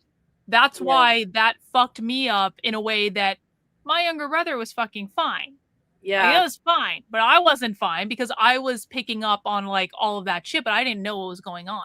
Yeah, everybody can have empathy and sympathy, Most people do, unless you're a psychopath. But empaths experience it with you, experience it for you, or take on that. And then now it's part of our psyche. And now we're carrying that burden. That's why shielding is so fucking important. Yes. Shields up, yo. Mm-hmm.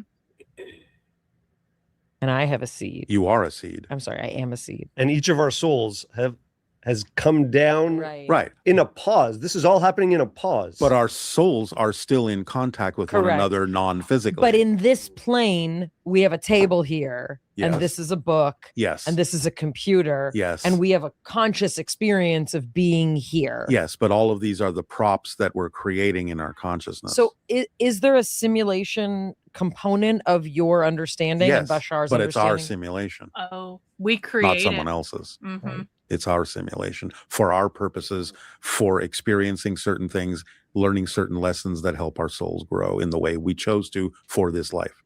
What if you had to add to your personal, like, Daryl encyclopedia of information in order to channel? Meaning, sometimes people have a near-death experience, and in that experience, they learn things that they have no background in, right? They'll return from an NDE with, an understanding of, like, quantum mechanics and things. Have there been things that you've had to learn? Have there been things that have been placed in you? In fact, when I'm channeling to someone else, I can have a separate conversation with him about stuff I want to know about, and he can talk to me simultaneously. That's even freakier. Do you talk to him when you're not channeling for others? In dreams, I have. Generally, there have been a few times when I've asked, like, for example, early on. Should I go on my Bialik's breakdown? Oh, he had definitely said yes. He's like, I don't know about So did your that. wife, though. Absolutely, yes. I wanted to know, how do your spaceships work? How do you get here from star to star? How does that work? The download took a second. It took me 3 hours to write it out. But he explained how they do it. It has to do with vibrational resonance. It has to do with the idea that time and space are illusions and that everything actually exists here at once. But from a physical...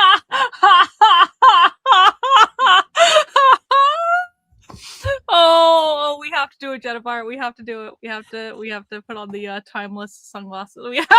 Jennifer's gone. Time is not real.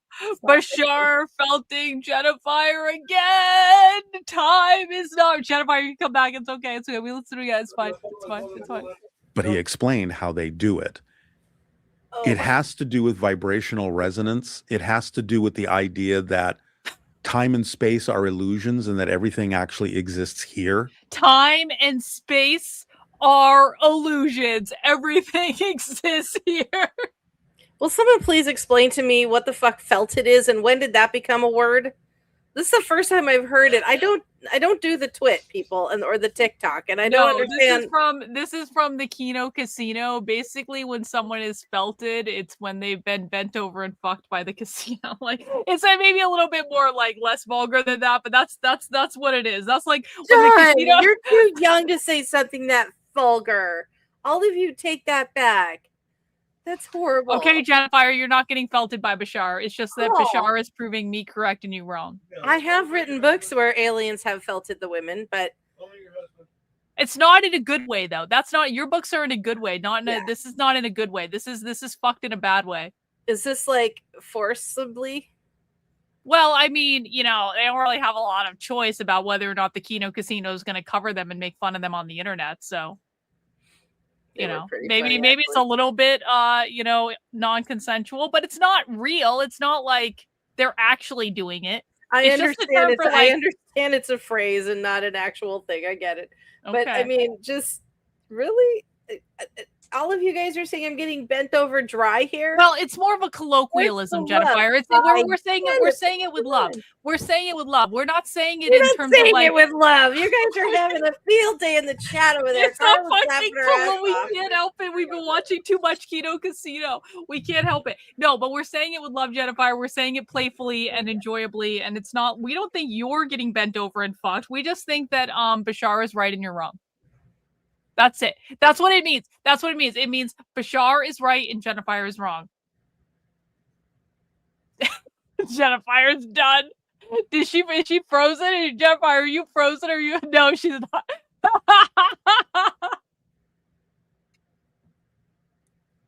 We loved you, Jennifer. We appreciate you. I'll put the alien glasses back on now.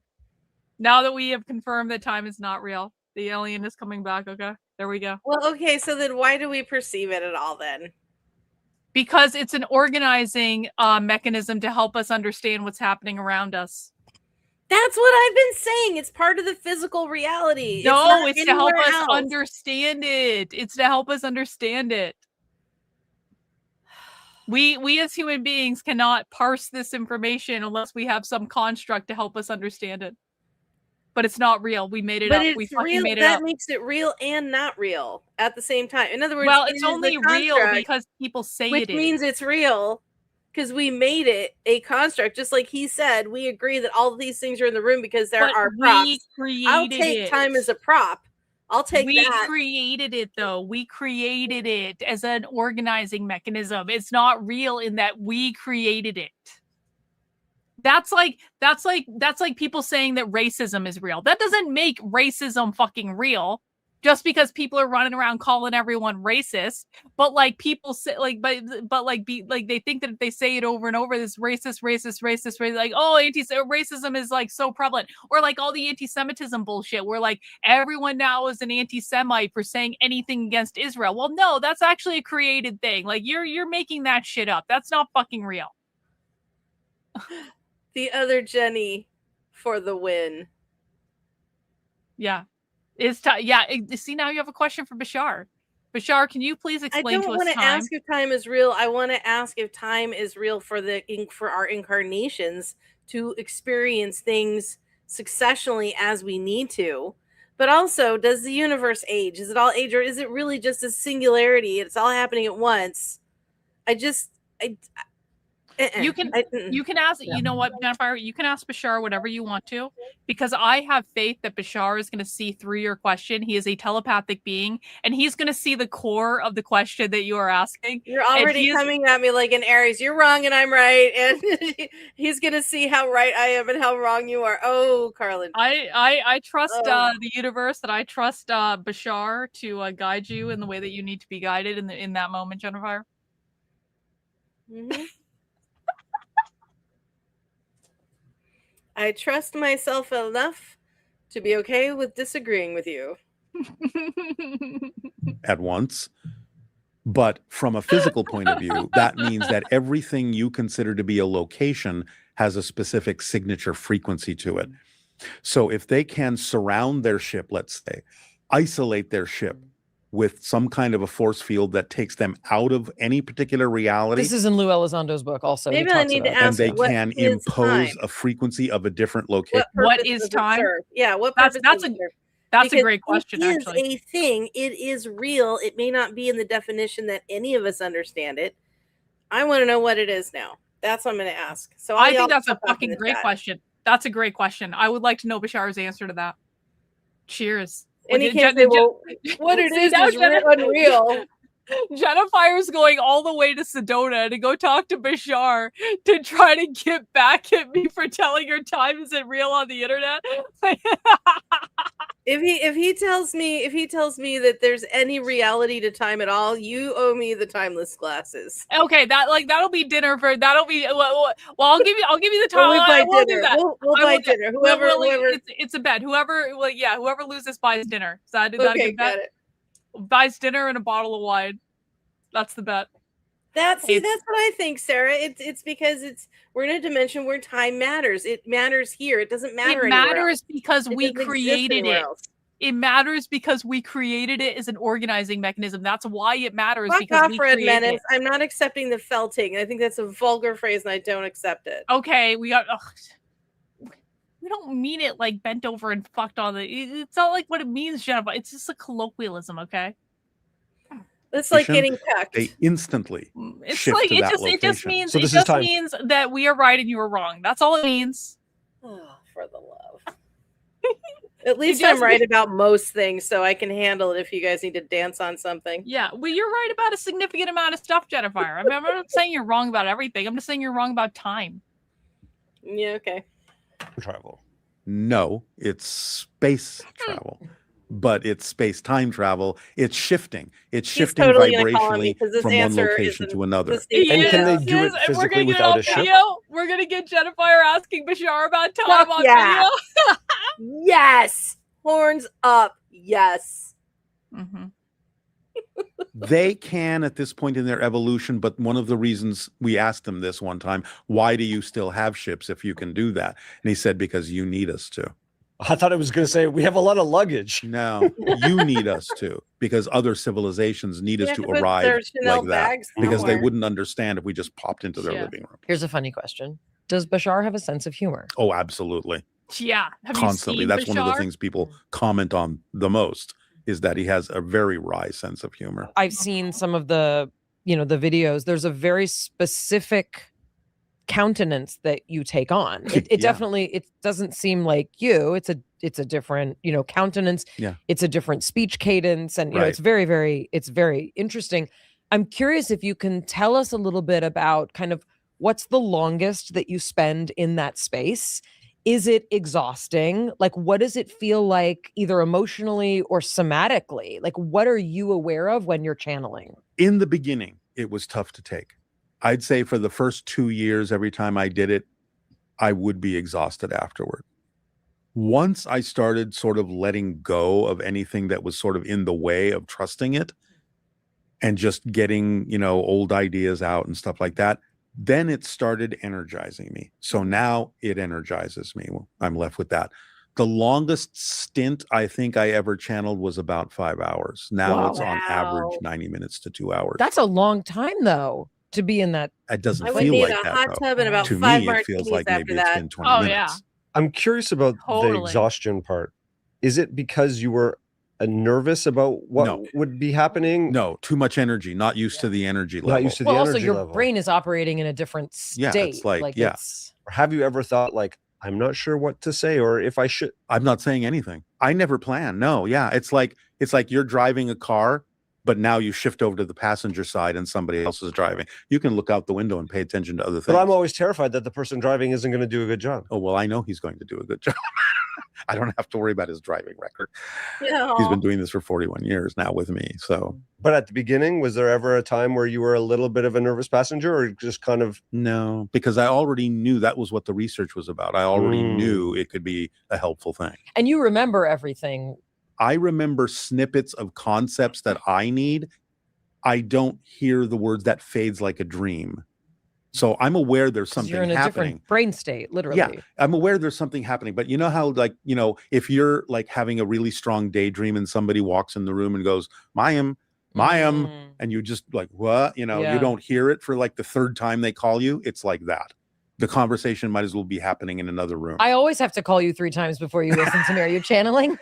Could be. I am very focused. I had a dream last night that I have never had before in my life.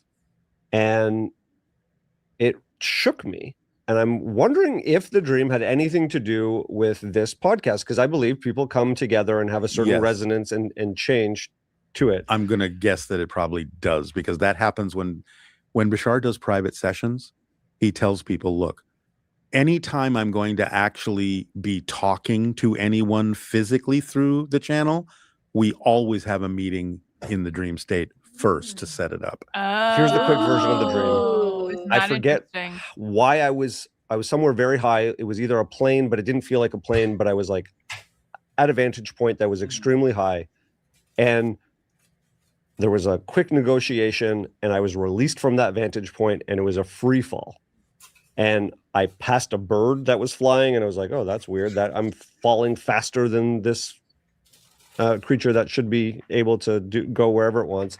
And it's just an absolute free fall. And I'm like, oh, there was a moment of fear and then there was no fear at all. And I'm like, I'm just going to land like a feather and I'll be totally in control of it. And it reminded me of dreams, a recurring dream that I've had a lot, which is that I can fly and sort of being in control of flight That is sounds sort like of a typical astral projection. most powerful, but I've never had it that level of free fall. And what struck me was both the terror and then the sense of serene confidence and peace in that free fall. You might have been close to experiencing lucidity in the astral form. Explain what an astral projection is.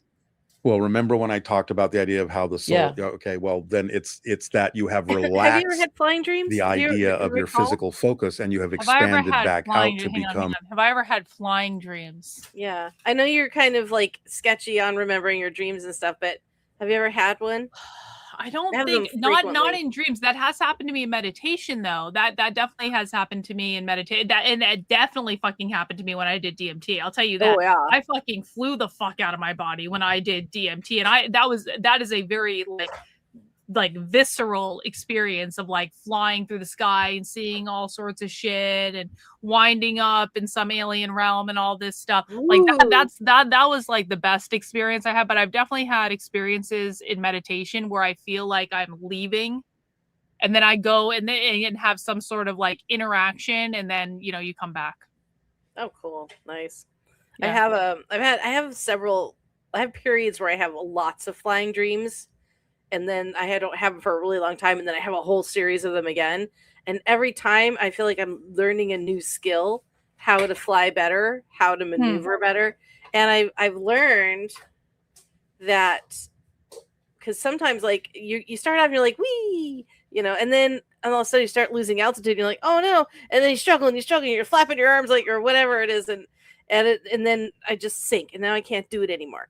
And I noticed that if the less I struggle, and the more I allow myself to float and to glide, and it's more like mind controlling my body versus physically doing it, the more I stay airborne. Wow. The longer I stay airborne, the more I stay airborne, the more I can maneuver around and do things. And I'm learning. So it's about, for me, it's about, well, I've always heard that flying dreams specifically translate to themes of freedom or themes of being bound. So if you're flying and then you struggle and then you're bound, you're earthbound again, that means you're trying too hard to control something. Or there are aspects around you that you're fighting so hard that you're losing that freedom, that ability to glide. And if you just let it go and let it flow, and you won't be surprised to hear this, I've been having a lot of them during this whole moving process.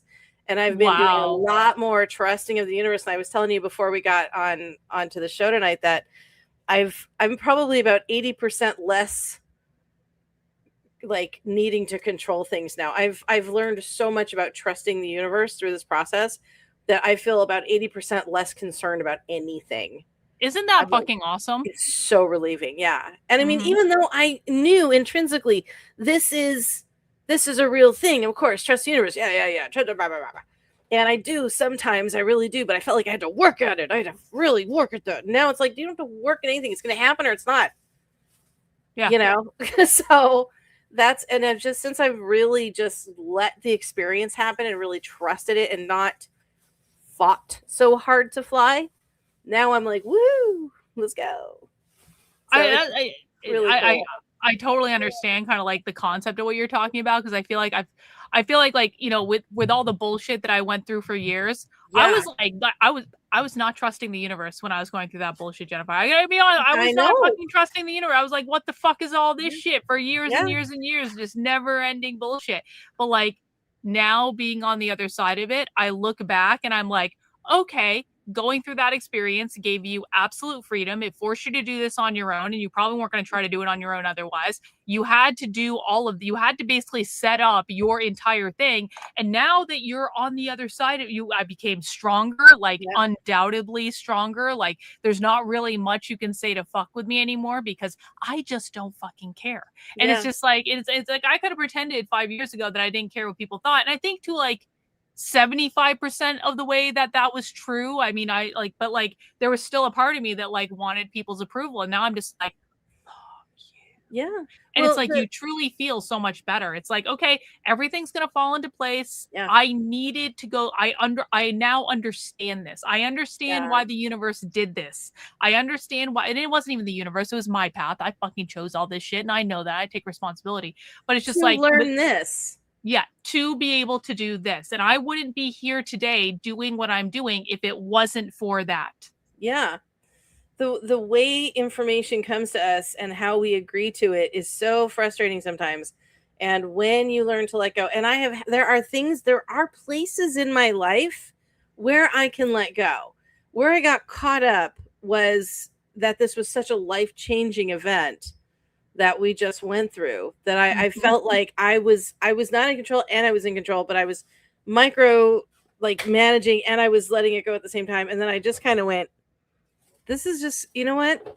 Take a step. Just take a fucking step, take a breath, and let it happen. And you know, people, what are you gonna do about this? What are you gonna, and honestly, it was other people's questions that pushed me. What are you gonna do about this? When are you gonna do that? When are you going there? What are you gonna do when you get there? When blah blah blah blah. And I'm like, I don't know. And you know what? That is the most freeing experience. I don't know. I absolutely love not knowing. I know that like Deepak Chopra just got totally outed on the Epstein list, but one of the things that I love that he talked about was not knowing is one of the ultimate places to be creative, because you don't have to know what you're doing. You just have to start. Yeah. And I really loved that. And that helped me a lot. But just the relief of it and letting life unfold. Now, that's not to say be irresponsible. That's not to say like, I'm just going to stop doing everything and just let the universe provide for me. No. Let's not get stupid. But when it comes to major events like this and you're scared and you're feeling that, remember I did that fear. Oh no, don't let that fear choke you. And a lot of the reason we seek approval from other people, and I was thinking about this when you were talking, is because we are insecure and we need that validation. And once we let that go and we have the confidence that fills us up, we are enough. We are enough for ourselves. I don't need what you think about me. It's just saying like, oh, I don't care. Kind of people say that and they just fucking say it. But when you truly don't care, it's because you don't need it anymore. I fill myself up. My work fills me up. My friends fill me up. This chat fills me up. Your community fills you up. You're like, however, whatever fills you up is full. You're full. And I don't need your bullshit. So therefore, irrelevant. You don't matter. You're basic. Well, and the thing too is like when you know that like it's going to be okay. The universe, it's going to provide. The universe will provide for you. There's always going to be. Now you have to take advantage of those synchronicities when they come along. Yes, like, and that's the mistake that I think a lot of people make is they think that the universe is just going to hand you everything. Well, the universe is going to give you options. The universe is going to put you in connection with people. The universe. I once fucking had when I like. When my spirit guides were trying to send me a message about something, it was the freakiest fucking experience because I did this meditation. I'm not going to say specifically about what it was, but like I was doing this meditation where I was like looking for answers for something. And I kept hearing, you know who this person is. You know who this person is. You know who this person is. And I swear to God, I went to YouTube and I had an old video that there was no reason for this video to be recommended to me about the specific person that I was trying to figure something out about. And it was just a video of them being an extremely toxic asshole, essentially.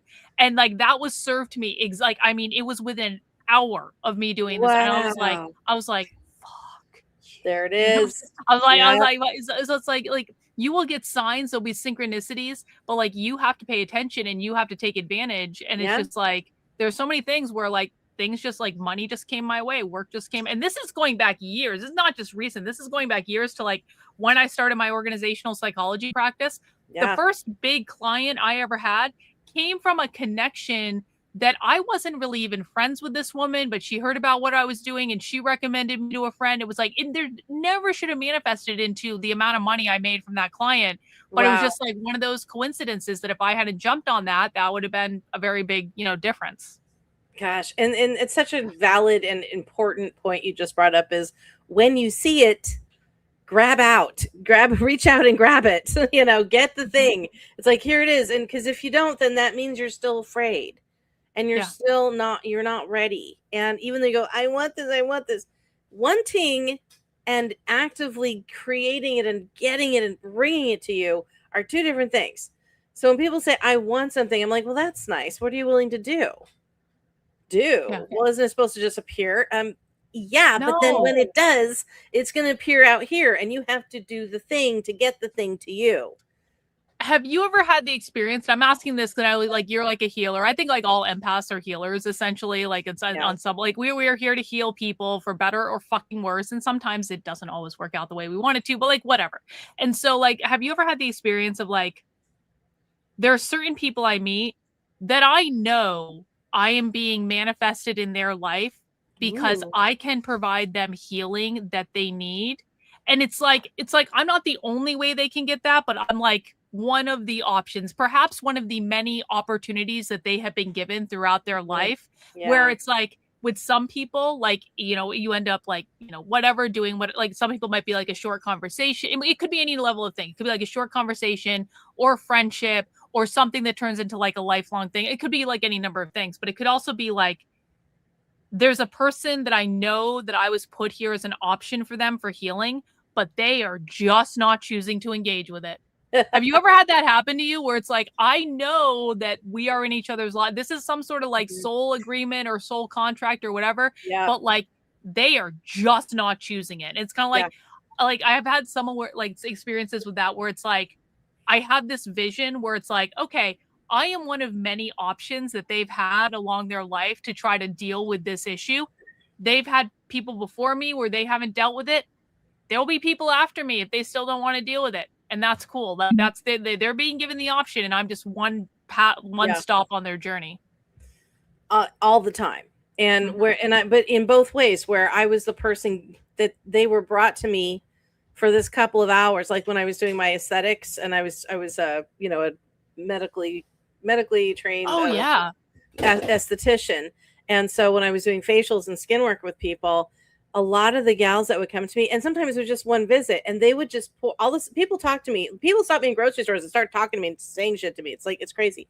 And they would just start dumping their life story or their trauma or their issue with their husband or their issue with their kid or whatever it was. And I'm like, woo. And I feel this, all of a sudden, it's like the light is on me, the spotlight, boom. Ah, okay. I am here as I am functioning to counsel. That's why I'm here. And that's why you came to me. You don't need this facial. You need someone to listen and help you. And then when they're receptive to it, and I've had ladies crying. I mean, it's been some beautiful, beautiful experiences. And then there are people, usually they are friends. The people who are ready to heal and listen, pop in and pop out. And then I have friendships where they're like, oh, this thing, and we'll do this. Yeah, okay, I'll try that. And then they don't. And then, you know, a week later, you have the same fucking conversation over the years. And you're friends because you like other things and you do things together, you hang out, whatever, do karaoke together or whatever. But then they have this one thing that they just are constantly complaining about and ragging and talking and taking up phone time. Not that I don't love talking to people on the phone, but it's like the same fucking thing for the last 10 years. And now I'm like, listen. And I've had to find my inner strength to do this because, you know, I have a very difficult time standing up to people. But I have to go, listen, you have said this the same way, the same time, like you have talked about the same issue for 10 fucking years or 3 years or whatever however much time. You have talked about this and talked about it and nothing has changed. Why do you think that is? Because it's not because, like, you're not taking my advice and you don't have to, but you're not doing anything. Right. Why are we still here talking about this same issue? I don't think, oh, well, will you just do another reading for me? Will you just do another spell for me? No, I won't, because you're not ready to heal. You don't want it. You just want to feel better that I'm doing something for you. And that's making you feel better, which is manipulative, by the way. So just, you know what? You handle your own garbage. I'm done. I'm piecing out of this. I don't ever want to hear about it again. Don't bring it up. And there have been some friendships that have fallen apart because I am no longer fulfilling that energy drain bullshit that they require of me. And that's what you can tell. I'm being put here. You're in the right place. You're in McDonald's, but you're ordering fried chicken.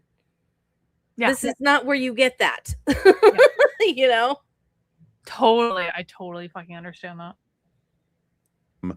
Your consciousness now is in the non-physical realm, but not all the way out. So you're still connected to the vibration of the physical realm, but you're able to transcend it and go wherever you want to go within a certain, amount of parameter. But you're now freer to explore different things because you're not limited by any physical boundary. So it's your consciousness moving. This is also similar to remote viewing. It's a form of astral projection. It's more of out-of-body travel. I had a dream I had a gigantic tumor on my face. Should we talk about that? That might be something else. Just kind of dropping that in there, just to say, who knows? Like, Bashar, that leads me to another one of the principles. You are so loved unconditionally by creation that you can even choose to believe that you are not loved. Yes. That's how unconditionally loved you are. Mm-hmm. Yeah. I mean, there's something both profound and very sad in that for me. Profound in that there's a force that exists that we just have to recognize. And the sadness is that there isn't some more guidance to help pick people up who are really struggling. But it is there. But you have absolute free will to ignore it, because that's I think the sadness is the people who, for whatever reason, haven't felt it yet or are choosing. Yeah, but your sadness is temporally based. And what I mean by that is, remember that souls are actually eternal and infinite. And therefore, everyone's always going to have another choice and another choice and another choice and another choice. It never ends. So everyone will get it at some point. There's no reason to be sad if they don't get it in one particular life. That's the way their life went. They'll learn from it. In terms of the principles, and in particular, you know, the wisdom that you have in the formula, you know, in terms of this, is this something that you have an agreement with Bashar, you know, to be able to articulate this and to, you know, package it, right, in a way that people can have access to? Is this something that is an agreement of sorts? Yeah, because I'll be at this point now that I understand it as deeply as I do, I will actually start teaching classes on this, because in any 90-minute channeling event, it's not enough time for people to really grasp the concepts. So I'll be doing, you know, week-long, 2-week-long courses, hours and hours a day, so that through talking and also illustrations and demonstrations and what have you, people can really lock into the concepts. I wonder if he's doing like an online kind of thing in their lives to get an effect. So yeah, I know enough about it to be able to do that now. And I've been starting to do that. At certain events I go to, I will sometimes teach like one part of the class. How do people start to open up their intuition or telepathic capability? Well, again, the most important thing is to follow your passion, because when you do act on your passion, what happens? You raise your vibrational frequency. And when you raise your vibrational frequency, what happens? You become a better receiver or a better antenna for higher frequency information and higher frequency abilities. And so it just goes hand in hand. I mean, in a sense, from Bashar's point of view, and now I understand this is just physics. You can't perceive what you're not the vibration of. You have to be equal to the vibration of something. You have to be there first before you can perceive and this is why people don't see beauty in the world. At a higher level. Yeah, no, real, because they aren't at a vibration where they can even see beauty. Yep. How the world sad is shit. that? Everything sucks. All this is garbage. Everything is hard. Blah, blah, blah. Because that is, your vibration is down here where the shit lives. And raising it, then you start seeing the more beautiful things. I live in a beautiful world. There are translucent, gorgeous things around me all the time. Beautiful. And then you notice nature. And this is why people think that woo types like me and are a little flighty, is because I get distracted by the littlest thing, like butterfly, oh hummingbird, oh bumblebee, oh pretty flower. Like I live in the beauty of the world. You know, I don't let it like rot my brain to the point where I love the airy fairy. I'm going to use that all the time now. I don't get airy fairy about it, but I love to live in that place. Seeing acts of kindness. Oh, look, acts of kindness. Oh, someone's nice to me. Oh, that was really cool. And I actually have noticed I'm not noticing people being assholes as much. Like, I'm not walking around expecting people to be rude. And when they are, I'm just like, oh, that person's having a hard day. My life is, this world is pretty. Yay. You know, because I don't have time for this basal crap anymore. I want to be up here where it's joyful and peaceful. You know, I've really noticed a difference lately in terms of like the energy that I'm able to tolerate. And I think this partially has to do with like losing so much weight. And I think this also partially has to do with just, I'm in a really good fucking place. Like, I'm in the most fucking advantageous place I've been in for years. I feel really fucking good. I feel like I'm doing exactly what I should be doing. I feel like I've eliminated a lot of like bullshit and all that stuff. And I feel like my tolerance for people at lower, my husband is like, when are you going to wrap up the show, ladies? Husband is helping. I feel glasses. Michael loves your glasses. I know. Thank you. I appreciate it. But I feel like I was just listening to someone last night, or no, it was earlier today, that I haven't actually like sat down and listened to in a while. And I was like, I was not even able to fucking tolerate it, because I was like, oh my God, his energy is so fucking low. Right? Yeah, you can feel it. And then in lower vibrations seek to pull you down. It's like feeling a sinkhole. You're like, whoa, what was that? Wow, no. It's like being caught, and that's why we call it a vortex. Is just like you get caught up in it, and you're like, no. Yeah, it actually made me angry. It actually fucking made me angry. I was like DMing him. I was like, me, like, fuck you for me. This. I was like, because he was the one that told me to listen to the thing. I was like, this is a horrible fucking idea. Oh, yeah. Don't let them pull you down. Don't get angry. This is why I always say love and light. Because if someone's pulling me into anger, and I'm like, now you're making me pissed. I don't need this. You get to go to the side now. I'm like, well, sorry you feel that way.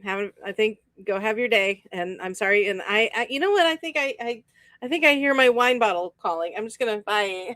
Yeah, exactly. You can't have anything but the thoughts that go crabs in a with that bucket. level. Exactly. The only way to have Huh. more negative thoughts is to leave that level and go down to a lower vibration that is commensurate with those negative thoughts. Everything has its level. I've heard it described as there's a point of no return when you start to explore healing and personal development, where you kind of realize that there's a tipping point. Yeah, absolutely. Bashar talked about that for his own civilization. He basically said, look, we've been making positive choices in our society for so long, it would actually be a challenge for us to choose something negative. There's so much inertia, so much momentum energetically in our collective society that no one would even think about trying to go and make some negative choice. He said it would actually be difficult for them to do that. They would struggle to go negatively at this point.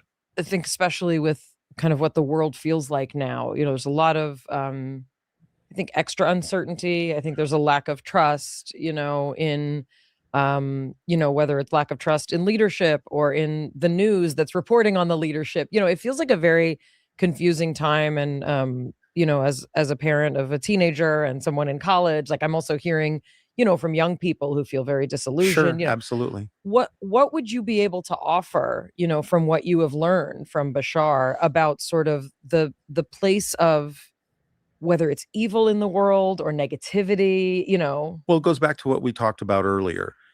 We have to understand that sometimes a soul will choose to do something that will point out to us the things that we've been doing that do not serve us. And they'll do it more and more strongly to get our attention. like a child. Exactly. So it's kind of like, are we going to finally pay attention, or are we just going to break down? So we're seeing more and more extreme versions giving me the attention of I that need. because we have to wake up and we have to decide that we're not going to allow that to happen anymore. And we have to go to the causes of these things and not just deal with the symptoms.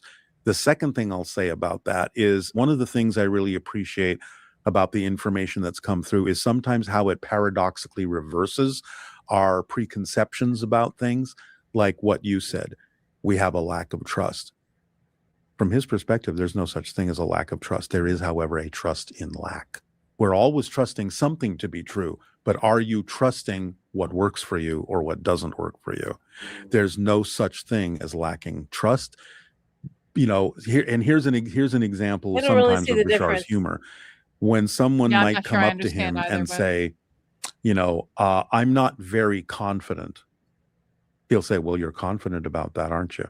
You are confident that you're not confident. True. So it's not that you're not confident.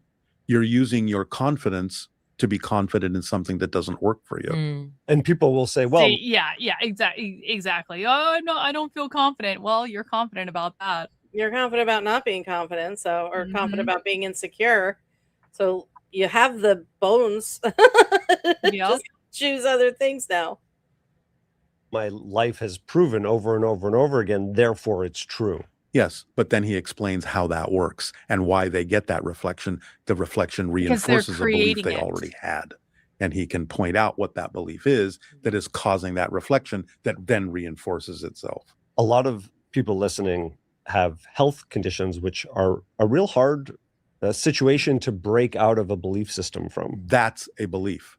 That's a belief. That it's hard to break out of that. That's a belief. See what I mean? How automatic that is? When we get into that, well, everyone knows it's hard to break. No, everyone. That's actually true. I co-sign this entirely. Oh, The decision to lose weight was like actually the easiest decision that I've ever made. But I had to be ready to make that decision. But Yeah. once I made that decision, it was like, okay. And so it's like, it's hard to lose weight. I mean, honestly, like that's not yes, I know for some people they experience it as hard. And yes, I've had cravings, and yes, I've had withdrawals, and yes, I've had all of those things. But the moment that I decided to lose weight, and this has happened to me a couple times because like I need to get in shape for a race or something like back when I was like more into fitness than I am now, it's like, no, it's actually the easiest fucking decision. I have decided that I am losing this fucking weight. I'm going to behave as the person who has already made this decision. And that means giving up carbs and giving up sugar and not eating anything fucking fun and doing all this other stuff. And that is just the way it goes. That's just the way it goes. You know? Well, and people do this all the time with other things. I want to make more money, therefore I need a better job, therefore I need a degree. So I'm going to go back to school. Yeah. And they go back to school, they get the degree, they get the job, they make more money. Same thing with any losing weight, start trying a new profession, meeting people. It might surprise you guys out there, but meeting a new partner is also this easy. Well, I'm lonely. Well, get out of your fucking house, go out somewhere and go where people are, preferably people that you're attracted to that share your same interests, and meet them and see what happens. That's how people have been doing it for literally thousands of years. So get off TikTok, get off Xbox, get out of your dungeon and go the fuck out of your house. And like same thing, just anything has a process. But again, you have to be ready to do the thing. And we've been talking about coming to Tennessee for years, but we weren't ready. And we finally took the steps and took the leaps. We got here and now we're like, why didn't we do this 10 years ago? This is great. You know, it's crazy. But the belief systems, and this is something else, like I wondered if you've ever seen people in a reinforcing, or I think they used to call it codependent relationship. Well, yeah, but that's another topic, love. So the husband is helping. So where in a codependent relationship or a reciprocating cycle where one of them, and I'm watching it in real time with some friends of mine, so I'm going to be very delicate with how I present this, where one of them is developing some habits and the other one is responding to reinforce those habits. No, I haven't seen that. That is something I think he's kind of talking about. What do you believe? What are, you know, what you do this for attention? You're doing these things for attention. He's talking about that. And I'm like, yeah, I'm watching it. I'm watching it now. And I've seen this with other people, but I didn't have the articulation of language or the, you know, ability to observe it and understand it. I mean, I saw what I was seeing, but I didn't know how to articulate it, I guess is what I'm trying to say. But now I'm like, oh, I know exactly what this is. And this person needs attention, and they've tried these different things, and they found that spiraling gets the reaction they want. So now they're spiraling all the time, and getting worse and worse and worse. And their other person is like, oh, wait, and all the attention and all the anxiety and everything, is going towards that the person, the spiraling person, and the spiraling person gets that, and they're, oh, okay, I'm safe and loved because I got the reaction I needed. And I'm like, this is not how you used to be. This is a very interesting new dynamic developing, and I'm concerned. But we do this, and sometimes it takes an outside party to kind of go, stop, stop. I see what you're doing, because we get very into our own minds, don't we? That's all I said. Go ahead. No, I was gonna say, like, so I don't have that experience in particular, but guess who showed up on the channel again today? Because he is still spiraling. Does it start with a K? It does start with a K. Yeah, it does. He had a whole, I swear to God, people can back me up. He had a whole meltdown on Twitter. He had a whole, on his sock account on Twitter, he had a whole meltdown in the chat today. And as this is going on, now listen, I was telling him to fuck off, and so I felt really good about that and demeaning him in every way I could, which is exactly what he fucking deserves. But like, as it was happening, I'm like in my head going, oh, he's not getting attention from anywhere else, and he knows he can get attention by doing this, and he's a narcissist, and he needs this attention, and he doesn't distinguish, because he's a narcissist, between positive attention and negative attention. And so the reason that all of a sudden the super chat started, and all of a sudden he's in the chat, I need food, I need attention food. He's getting it here, and you know what? We're not going to give him too much more attention, because that's giving him what he wants. But it did feel feed the bears; they'll keep coming to your camp. but it feels so fucking good. It feels so good because like he can't hurt me like he did before. He has no power over me. And so maybe I'm you know, using the opportunity to give myself some validation as well. I think absolutely whatever self-therapy you need, do that. And then when you're done, you'll Just stop be feeding done. the bear. Just stop feeding the bear. Yep. They'll stop I coming to agree. your camp. Doesn't know that. Everyone doesn't need to know that. That's a belief. So he's very quick about pointing out, listen to what goes through your head, listen to what comes out of your mouth. You're reinforcing something that doesn't work for you when you say it's hard to do that. Yes, it may be a challenge you laid out for yourself on your life, but that doesn't mean you can't face that challenge in a way that gives you a positive result and gives you a lesson you need to learn. It's unpacking every idea that we have, and idea. holding a space of Yes. the unknown to Yes. say, there is something here that I may not realize how it turns out yet. Yes. But there may be a different potential for it. Exactly. Always. Everything can serve double duty. Everything. Even death. Yes. Well, death is the finish of our school year, Yeah, so to speak. I love how The he said finish of our that. lesson. We're going back when we're done to decide how to use the lessons we learned here and to move on to something else. You mentioned that you met your wife in a class. What has your personal life been like? Because in a sense, you carry another set of wisdom with you, another personality. Yeah, well, I mean, it's definitely made a change in who I am in terms of things like emotional balance, in terms of just, again, experiencing more synchronicity, in just knowing how things actually work allows me not to be reactive to things. It allows me to say, that's true, actually. let me maintain, at the very least, a neutral position so that I can decide how I'm going to define this experience. And it is by how I define it that will determine how I experience it. That's how I know I've grown. Now everything can serve double. Yeah, I agree. Go ahead. Yeah, that's how I know I've grown or learned a lesson, is that an old trigger I don't react anymore. I'm like, oh, there that is. I see you. I know what you are. There you go. Moving on. It's lovely. No, I totally, I mean, this has all been like, again, since like that Kundalini thing that happened last year. I feel like I do not react in the same way. And that's not to say I won't get angry every now and again. And that's not to say I won't yell at people if I Anger is feel necessary. like well, and it's also just like, sometimes it's just fun if we're being like honest about it. But like, I feel like I've reached a level of zen with all of this bullshit where it's like, I have it in a much different perspective than I did 4 years ago or anything like that. It's just like, it doesn't matter. Like, if people come at me on the internet, it doesn't fucking matter. If people don't like what I'm doing, it doesn't fucking matter. It's just like, it's like, I feel like even with the socialism stuff, it's like, I do have it in like a different perspective of like, well, it just is. I'm not going to get pissed off about this. There's no value in getting pissed off about it. It just is, you know, it is what it is. Yeah. And it feels good. It does. It's relieving. It's like, oh, one more thing I don't have to worry about. One less thing I have to worry about. Yeah. Duty. As Bashar often says, it doesn't really matter what happens. It matters what you do with what happens that makes the difference in your life. And so I've gotten to the point where I can hold a space for myself where I'm not automatically reacting to unconscious built-in belief systems that are out of alignment with who I prefer to be. I am able to say, this is happening in my life for a reason. Let me figure out what that reason is so I can use it not only to help myself, but maybe also to help the other people involved, because maybe there's something about this situation that they need to understand as well as I need to understand, because I understand maybe what I'm dealing with is not my issue, but their issue.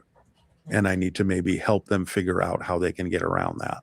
Does Bashar help you make any decisions in your personal life? For example, did you say to Bashar, should I have kids? Should I do this? Should I do that? No, those are decisions you make on your own. Absolutely. I mean, it wouldn't be a real relationship if he was trying to run me. He has his life, I have my life. That's also pretty fucking wise right there. Yeah. Yeah. And think about that with relationships that we're in, you know. It wouldn't be a relationship if he was trying to run me. Yeah. Comparing, So okay, true. now I'm going through my database of relationships going, do they try to run me? Do they try to Oh, I always try to run you. go away? In the nicest Husband way. does. Husband does. Do you have any indication from Bashar how long this relationship will last? Meaning, is he with you for your earthly life? I would think, I'm not positive about this, I would think that once extraterrestrials are physically here, there would be no reason to have That's to what I channel him. can't You wait can talk to for. the ETs yourself. Yup. I mean, I wouldn't assume that I can communicate with extraterrestrials when they get here. Why not? Let's just break this down into two basic types of extraterrestrials. We've talked about the hybrids. Hybrid extraterrestrials are a specific type that have a lot to do with our genetics being mixed in there with them. And most of them look enough like us that they can be among us and have been among us for a long time. Already? Helping create different things in the sciences, in philosophy, in sociology, in politics, whatever. They're helping. When open contact occurs, my understanding is we will be told who they are and we will be able to interact with them Awesome. in public. Can't wait. It's me. No, it's not. No, none of them would reveal themselves. Like at this none of point. them would be tall Canadians. None of them will reveal who they are at this moment. There have been instances where people have reported seeing, like, there was something very odd about this person. I couldn't put my finger on it. I've heard They this felt like they before weren't too. from here, but then I Yup. just went about my business. They have the telepathic ability to recognize when you recognize them and to turn you away Oh. and make you think about Ooh. something These are else not the droids you are Oh. you're looking for. Exactly. Oh. So that's one phase of open contact. The next phase is the pure extraterrestrials who will be introduced to us. Those we may not interact with a lot right away, but over the course of a few decades, they'll be fully integrated into our It's gonna society be and so we into theirs. exciting. Have I can't even first, wait. The Yeah. extraterrestrial man. hybrids So that have happy to be already alive been when here, this is we happening. can interact I with them. know. Would that mean the end of your relationship? I don't need to channel if you can talk to an But extraterrestrial that might be face to sad. face. He's been with you Sure, for No, so because I'm long. going to Earth? still teach the principles, and that energy is still there. The connection is Why still am I there. sad about it and you're not? I don't know, She's sad about a lot of things. but that's very sweet of you. Can we talk about the other aliens that are not the gray hybrids? What's their deal? Well, there are beings that people have called out as being Pleiadian, Arcturan, whatever, reptilian, Reptilian. the mantis confirmed. beings, Bashar. insectoid beings. Lizard people. I think that as we get introduced to more and more extraterrestrials, we will be introduced to ones that at first are more like us, so we don't freak out. And then I'm freaked out already. and then over time, more the ones that are not like us at all, because there are many more extraterrestrials that have no relationship to what we look like. Okay, at I'm all. going to ask another stupid and cynical question. Okay. What happens if this doesn't happen? Meaning, will you get further information about why it didn't happen? And Sure. okay. Absolutely. But it will happen. It's inevitable at this point. Like soon. 2027. Oh, Yeah. jeez. Okay. Also, Pretty specific.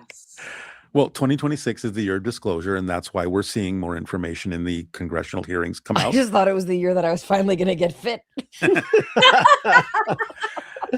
And then it will culminate in the idea of an actual official public presentation. What would you like us to do to prepare? Or what do you think, either you or what is the information? This is what to do to prepare. Because it raises your vibration and makes you more vibrationally capable of interacting with higher vibrational beings. So that's what you do, is follow Awesome. the formula. Gotta work given to talk to that aliens. human beings are not so great Well, and with that's what the other dude welcoming said. the other, Hang on. even the Go ahead. That our vibration would start raising to match where we need to be to accept this kind of disclosure and interaction with other species. The dude that said they were going to be just that the aliens were going to show up in 2026, that he got the message like 13 years ago or whatever, and he was saying that it may not be like ships show up on the White House, but it might be more of a energetic preparedness is happening so that we can accept it when it does. And I think we talked, was it a couple weeks ago when they said that ministers had been called by a representative at the White House to prepare congregations that when, not if, they see aliens, they aren't demons, they're actual other extraterrestrial creatures. They're intelligent beings. They're just people from another world. And it reminded me so much of I think was it Independence Day, when they were like, we would like to remind citizens not to fire their shotguns at the alien vessels. Because people would be like, what the, you know, not today, devil. Yeah. It is going to be so fascinating to cover alien disclosure on the internet, because don't think I'm not covering that shit. I'm absolutely fucking covering alien disclosure. Like we might have me on when you do that. I mean, yeah. I mean, we're gonna be doing this like all the fucking, because can you Hell imagine like when it first happens? It's gonna be like, you remember like what movie was it? It was an M. Night Shyamalan. It was the M. Night Shyamalan movie about like the crop circles. Signs. Yeah, signs. Yeah, and like when news first broke of the alien, like everyone's just sitting there glued to their TVs, and it's just like, oh my god, you can't stop watching TV because like it's fucking aliens. And I know like people are like poo-pooing all the disclosure stuff, but like I'm sorry, when people see a fucking alien holding a fucking like people are gonna pay attention to that. It's like the whole world is gonna stop. Oh, and 1/3 of them are gonna go, it's AI. Oh, sad, it's AI. Oh, it's because I remember people saying, oh, it's gonna be CGI. I don't know if I'll even believe it, blah blah blah, unless I actually see one in person. It's just CGI.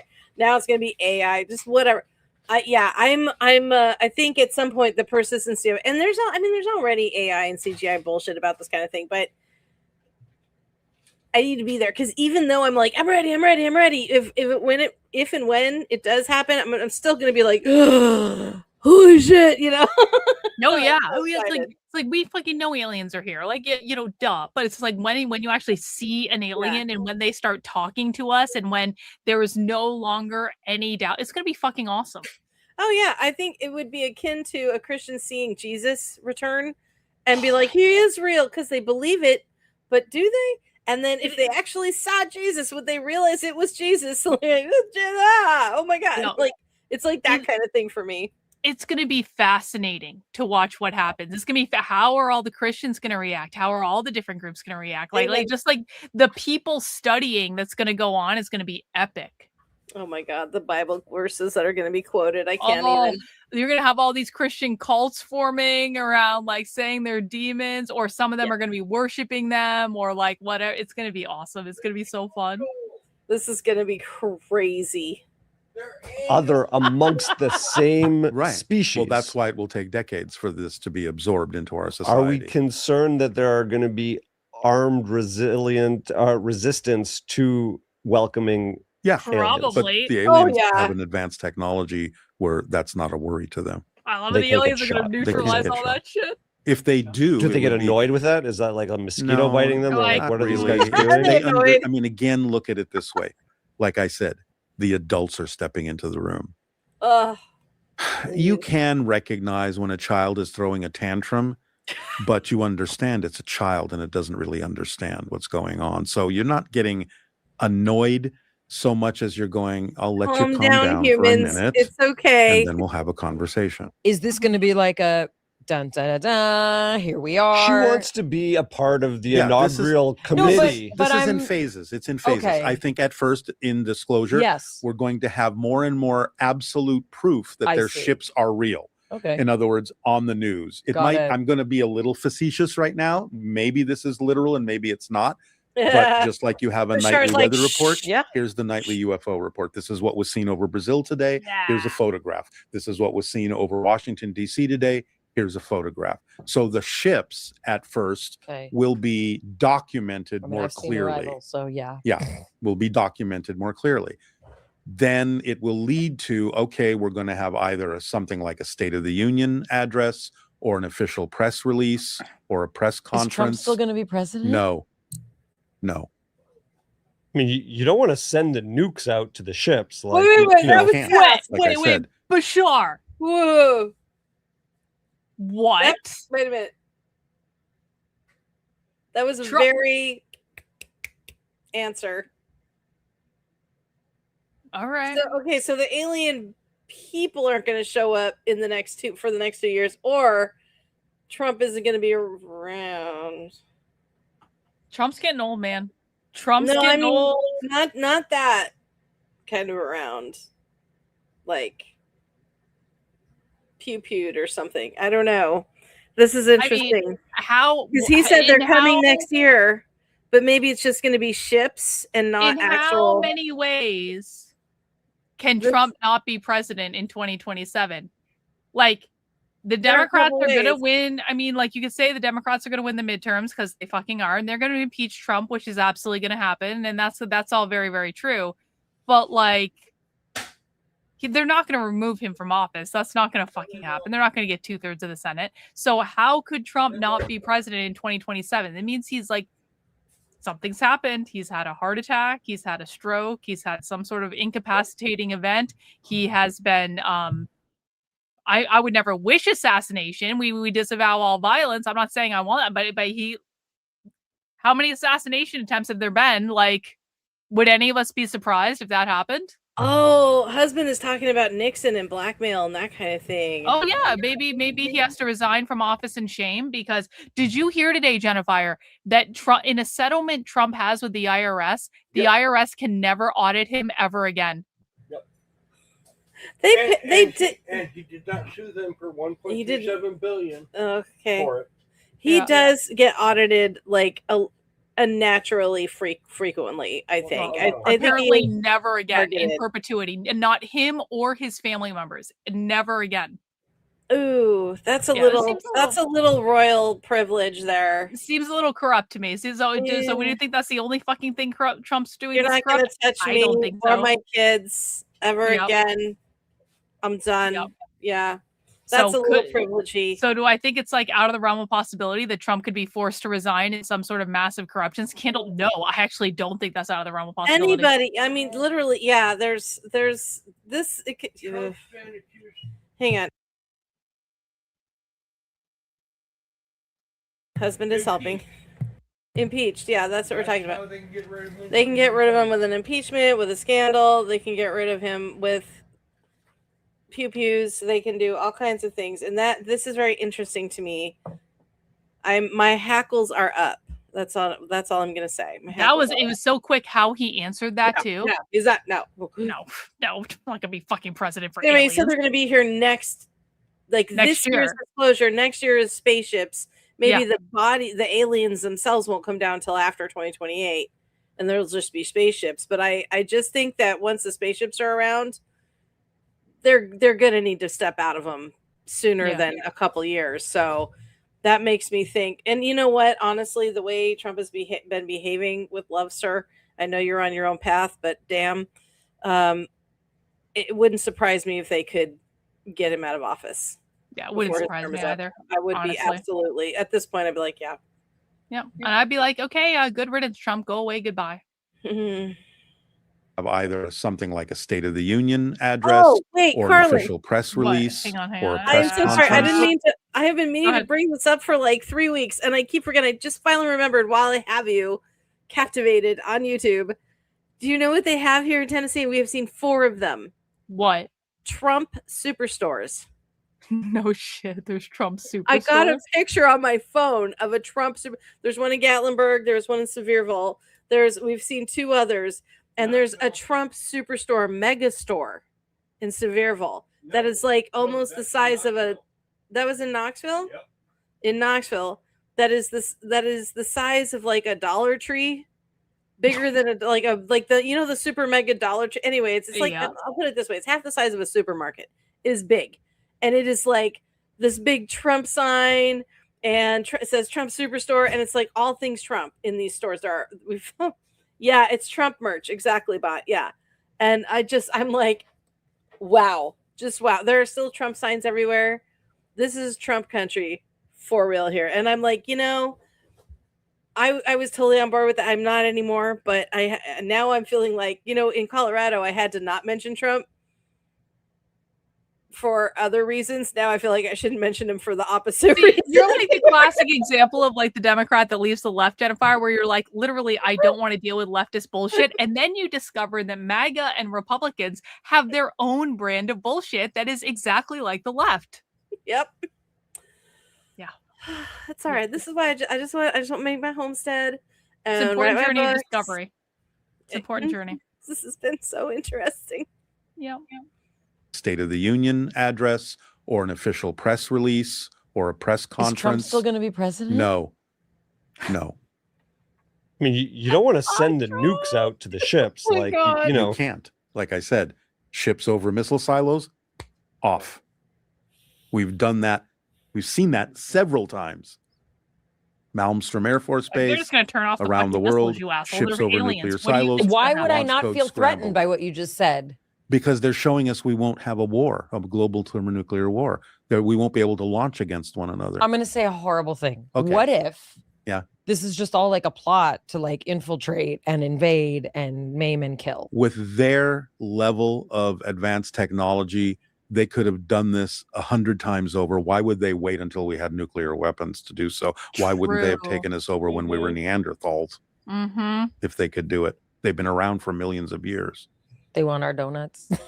they were waiting for us We do make to good make donuts. good candy. Yep. This is where human-based fears come in without understanding what true intelligence is. I mean, all my fears are based So on lack of fucking understanding real. what true intelligence Well, is. exactly, because from Bashar's perspective, true intelligence operates on whole systems. It would never do anything to eliminate any part of the system to which it belongs because Right. it would be damaging itself. Right. That makes a lot of sense. And I like this sort of operational view.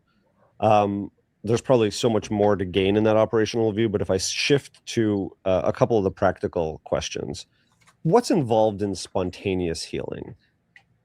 That's a What's good involved question, in actually. Well, that was a spontaneous healing pivot. is first to understand that a healer never heals anyone directly. A True. healer puts out a vibrational frequency that represents the healed state. If the person requiring the healing decides that they're going to match that frequency, they will heal themselves. That's This what is, I mean think, by one of the deciding most you're ready. simple explanations I've heard. Yup. Let's just say in the Bible, Jesus never healed anyone. He said, your faith has healed you. Your belief has healed you. I want to repeat it though. That's why. The notion is that a healer puts out a vibration that represents the healed state. The person requiring the healing has to agree to mirror that state Yup. within And themselves, accept it. thereby healing themselves. and we all know how to do that. We all can recognize Yes. this frequency and Yes. match it. The only reason it wouldn't happen is if there is another lesson to learn by maintaining the disease. Not only the lesson Ooh. may be for the person, but sometimes a soul will choose to have that experience for what other people around that person will learn. And if Yup. they're struggling, can they get out of that contract by saying, I no longer want to Just participate in kidding. I that? get it. If it was part of the life path choice, yes. If it wasn't, no. How do you know if it's part of that choice? Can you like muscle test? How do you figure it out? Well, you just go through it and learn whatever lessons you can extract from it. Because if you use up the lessons and there's no more reason for it, it will go away. If it stays, there's still a purpose for it. It's like when we say, you know, your defects, if they're serving you, you'll hold on to them. Exactly. And when they no longer serve you, you will have them Exactly. released. Exactly. But it's also about sometimes serving others, because sometimes a person that comes in with a particular condition is because of what doctors will learn from that. That will help humanity. You're welcome to every doctor Oh. I've ever been to. You're welcome. You didn't know someone could have influenza A and B at the same time. And You're now welcome. you've learned something that can help someone else. Exactly. Do we all have angels, Yes. guardian angels, and Yes. non-physical support Yes. system? Everyone has a spirit team of sometimes hundreds of Spirit beings. team. A Hundreds. spirit Yeah. team. Now you might have three or two Team or three spirit. main spirit working guides that are specifically like, okay, I have the expertise to help you in this particular situation, or this guide switches off. I have the expertise to help you in I've that had particular guides switch situation. off. Guardian angels are sometimes referred to as birth angels. They're the ones that keep you on the planet until you have actually agreed to leave. So that's why we have a lot of near-death experiences, or a lot of things that people go, I should have Like, died. no, Why no, didn't no. I die? Or people Mhm. attempting suicide that Like, don't redirect. succeed. They Go missed back. the The birth gunshot. angel says, not your time. You're So staying how right here." much interference? Depends on the level of what you're doing to yourself. So let's say it's something where, like you said, you know, somebody puts a gun to their head. It's and they not their miss time. somehow. Somehow it jams. That could literally be the guardian angel saying that gun's not Little going to work. stick of They gum. can affect physical material that strongly if there's a need to. Do not But be they will try disrespectful probably of something Bashar in more the chat. subtle earlier first. Most famous example, Abraham and Isaac. He's about to kill him, and the angel says, Yeah. Can't stop. What are your thoughts about people interacting with their primary guards or guardian angels on a regular basis? Should we be acknowledging them? And do we say, Yeah, say hi, say, help. And that doesn't mean that they're going to just give you everything you want. Yeah, so It means they're fucking going to real. help you figure out how to do it yourself. But you can always talk to them. Assholes. is this information that you had before Bashar? No. Why does Bashar know about guardian angels? Bashar knows about everything? because he an knows about how alien. the universe is structured? That's number one. Number two, they operate on a frequency that is actually very close to spirit. And that's one of the reasons why sometimes in the presence of ETs, people panic, is because when you're exposed to a vibration that we read as the vibration of spirit, our primitive mind goes, I'm about to die. And it goes into fight or flight survival mode. And the fear comes up in us. You're not going to die.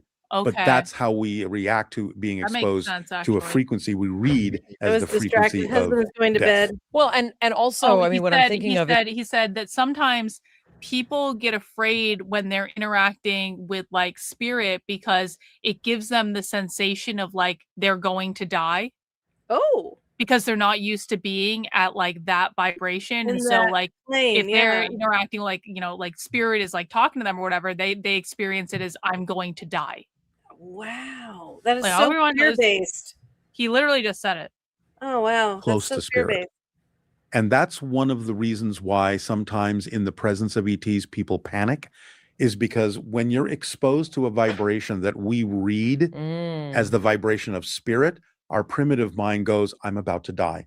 And it goes into fight or Wow. flight Oh, survival that's so mode. sad. And the fear comes up in us. Makes sense. You're not going to die. But that's how we react to being exposed to a frequency we read as the frequency of death. Well, and also, I mean, what I'm thinking of is when people are in the presence of a great healer, right, or a mystic, or what I'm assuming charismatic leaders, whether it's Jesus or, like when you think about being in the presence of someone who has achieved enlightenment, it's often frightening, right? And the in Hebrew we talk about it, this awe, right? Hebrew myth. Like the words are that like you're like Do it. trembling, right? Exactly. And it's Fire. that notion, and I W. wonder if that's sort of like It's a reaction to that higher Right. frequency because we're not used to that. And we right. feel like we're about to be annihilated by it. Mhm. And so you go into survival mode. I see people talking, right? And so I'm reflecting what I've seen, which is that many people are holding on to the narrative. They're holding on to their ideas. They can't, or they're struggling to shift their reality. Mhm. And so when they get in the presence and they feel something different, they're terrified because they're not sure about taking that next leap, what that actually means Right. to leave that all behind. Can you talk about that? But what also strikes me is that how does addiction play in to keeping us stuck? Is it just another tool to help us avoid the discomfort of taking that step? In a sense, addiction from Bashar's point of view is trying to fill an emptiness that you feel, trying to feel a connection where you don't feel one. And you're either doing one of two things. You are either attempting to numb it so you don't feel it, or you're trying to fill it with something that will never fill it. The God-shaped hole.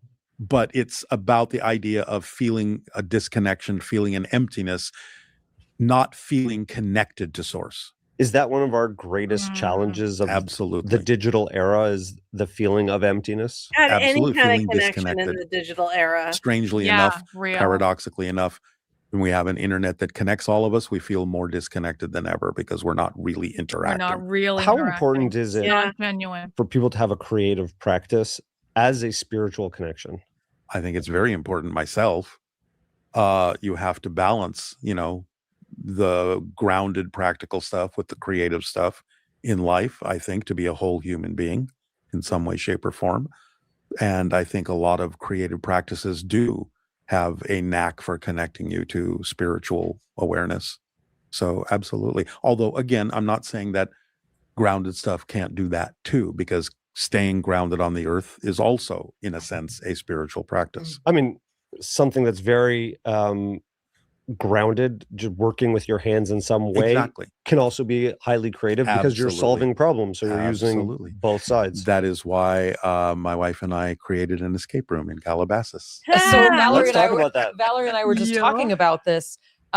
Yeah, what is that venture? Like, how do you see that as an extension kind of the work that you get to do? Yeah, well, as you came out of the film industry, and we made 3 indie movies, and you can't really make a great living that way. And we were looking around like, well, what uses the same skill sets we have that Wow. is more of a business, a year-long business, That's year so round. cool. And somebody suggested, we were first going to talk about doing like haunted houses that come out every Halloween, because they are very lucrative. But somebody suggested an escape room. We said, well, what's that? And so we started doing research and found out that it's exactly what we were looking for, because I'm building sets, I'm building props, I'm telling You're stories. telling a story. There's It's so just much that the fun, people are too. now the actors in the movie. What a I want to creative recommend thing. also it's I don't want to say it's an easy read, but it's a logical and clear read. Okay, thank you. And it's really, it's organized with a lot of well, it's very intentionally I kind like of that his book assembled so is that this you big. can understand yeah. It's not practically like a what pretentious chunk of boom. Read my book. That's Yeah. full of smart things. I like. He was like, here are the points. I'd like that. Succinct. Here's what you need to know. Yeah. Like brass tacks. Yeah. Reader's Digest version. the Yeah. things are Yeah. that we're all working on That's how books- I collectively. feel like- I do That's- recommend the I formula. almost feel like that's how books have to be.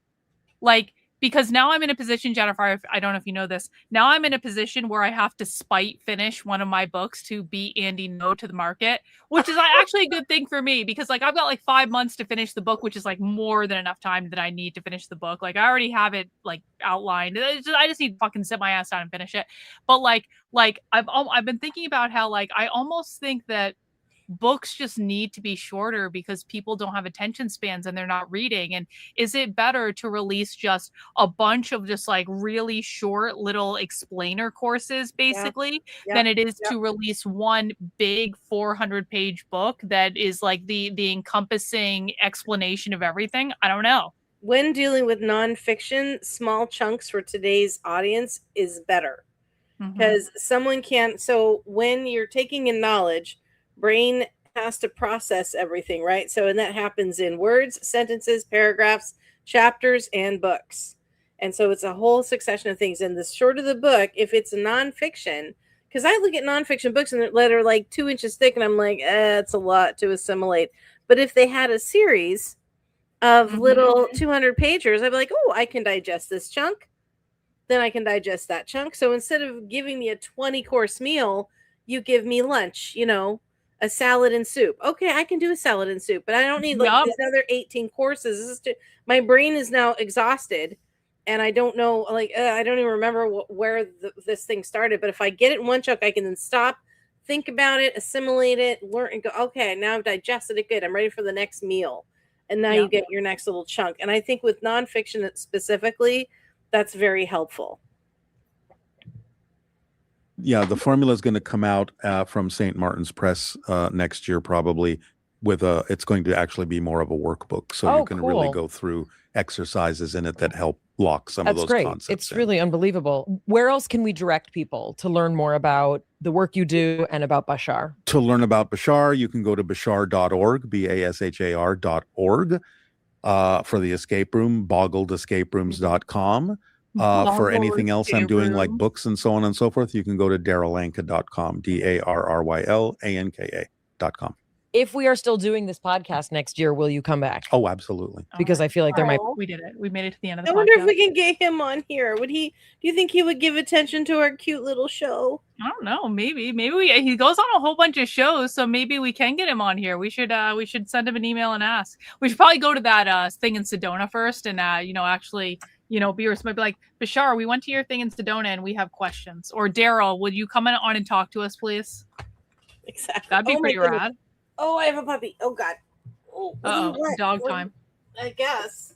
Wow, it is really bright. Holy shit. These sunglasses are great. All right. Well, we reached the end of the show. The dogs are ready to go. They're like, Mom, it's 1 a.m. What the fuck are you still doing on the internet? Come and pay attention to me, please. I am the dog. Let me just remind you.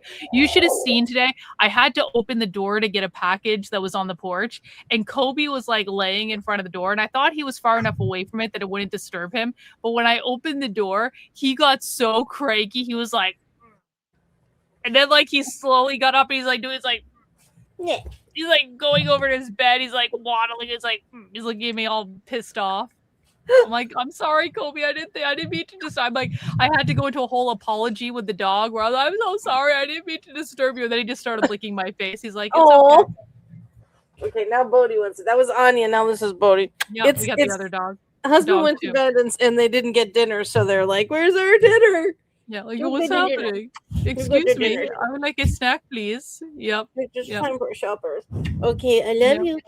Can we go down now? Do you have anything to say to the people? Hello world. Hello. Bodhi, your head looks so big with this camera angle. Get down, baby. Mm-hmm. Good boy. Get down all the way down. All the way down. Good boy. Stay there. All right. I'm getting guilt tripped. They're both looking at me like, "Where's the dinner?" I thought this was a great episode of the show. I thought we had a lot of really interesting conversations, actually. We had so much talking that this went really long. How long was that video? That video was like an hour and 40 minutes. So it's like, it's actually like, but we were talking a lot. Yeah, it did go a little bit long, but we had a lot to say. There were many important things that we had to share with the world. Exactly. People needed to hear things tonight. And so that's just the way it goes sometimes. I love Bashar. I cannot wait to see him live. I am so stoked to meet you in Arizona.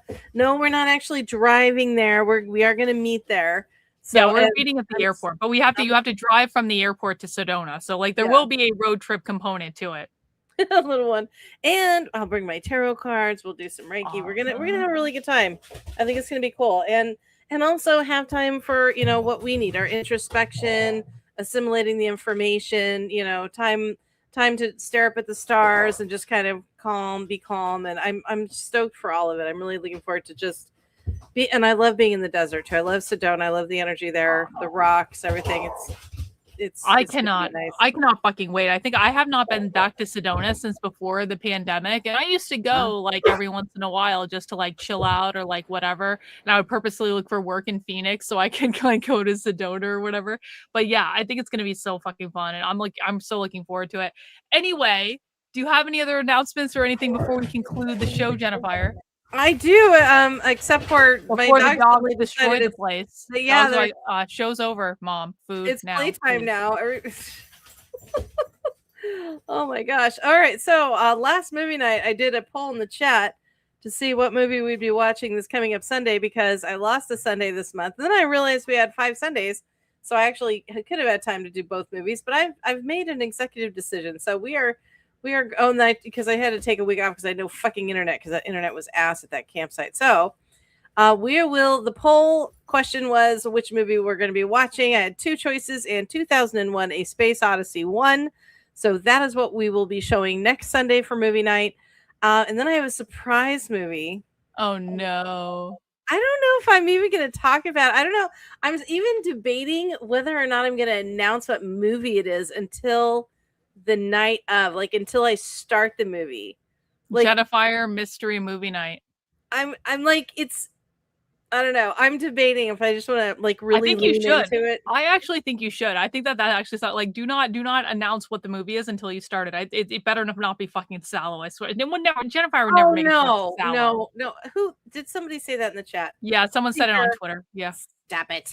It's not going to be Sallow. It's sci-fi month. May is always science fiction because it's May the 4th be with you. So we always have science fiction in May. So it will always be science fiction. And it will never, no matter what the theme is, be Sallow. Ever. Never. We're never watching Sallow. Sallow is permanently banned from all movie nights ever. Permanent veto. It is. So, and then, let me see. What are we on? Tuesday. So next Monday, Mac B will be sharing for next Monday Monster Movie Night on Magical Monday Movie Night with Mac B. It looks like he's got Godzilla versus Gigan. I don't know if it's Gigan or Gigan, but I think it's Gigan. So Sweet. So he's doing monster. He does all the like Godzilla stuff in May. So Godzilla versus Gigan coming up next Monday from MacB, the magical MacB. And I look forward to seeing everybody on Sunday for 2001: A Space Odyssey, which, as I have to tell you, I was looking up the trivia for it, and it was like pages and pages and, Oh, I and bet, I'm like, oh god, this is I stopped even flicking up like how many more. I'm like, no, I'm just gonna wait, because I look it up on IMDb and it was like 50 pieces of trivia, and I'm like, okay, 50 more, 50 more, 50 more, 50 more, and I'm like, and I gauge my research time on every page of 50 takes about an hour to do, for me to read and then choose, do I want to include this in movie night or not? Because I take it seriously. I put on a show, you guys. You should come. If you haven't seen movie night on Sundays, you should come. You should use AI to help you organize the trivia and weed through the best trivia. Just plunk it all into AI and be like, AI, can you help me organize this in a way that I can host the most effective and informative and fun and entertaining movie night? ChatGPT, what are the most important trivias here? See, but I like being the nerd that gets to choose, because all right, A, human is always better than computer, and B, I am a Capricorn and I do love to touch things with my hands and make sure that this is what I want to share. So that's just. I thought you might appreciate a little help, Jennifer. You don't need to do it all for you. Just a little help. Hey, if anybody else wants to help me with trivia, you're very welcome to volunteer. We can do it together. But I don't want freaking AI. AI is a great tool. I also like learning the trivia, so I don't mind doing it. But it's going to be a lot. And I am going to be editing a book coming up. That is not mine. It's one of my first professional jobs. I'm very excited about this. Of an associate of mine who is releasing their first book. It is a 500 to 600 page fantasy novel. Wow. It's going to be huge. It's 180,000 words. And I'm like, that's insane. That's so it's gonna take me about 6 weeks to do. I'm about to embark on this probably starting Wednesday or Thursday. And I'm like super freaked out about it, because I'm like, this is so much work. I thought, 85,000 words, I can do that. That's like the average length. But no, this is like one of them juggernaut fantasies. And he's like, I like your feedback. You're the one to do this. And I'm like, oh, fuck.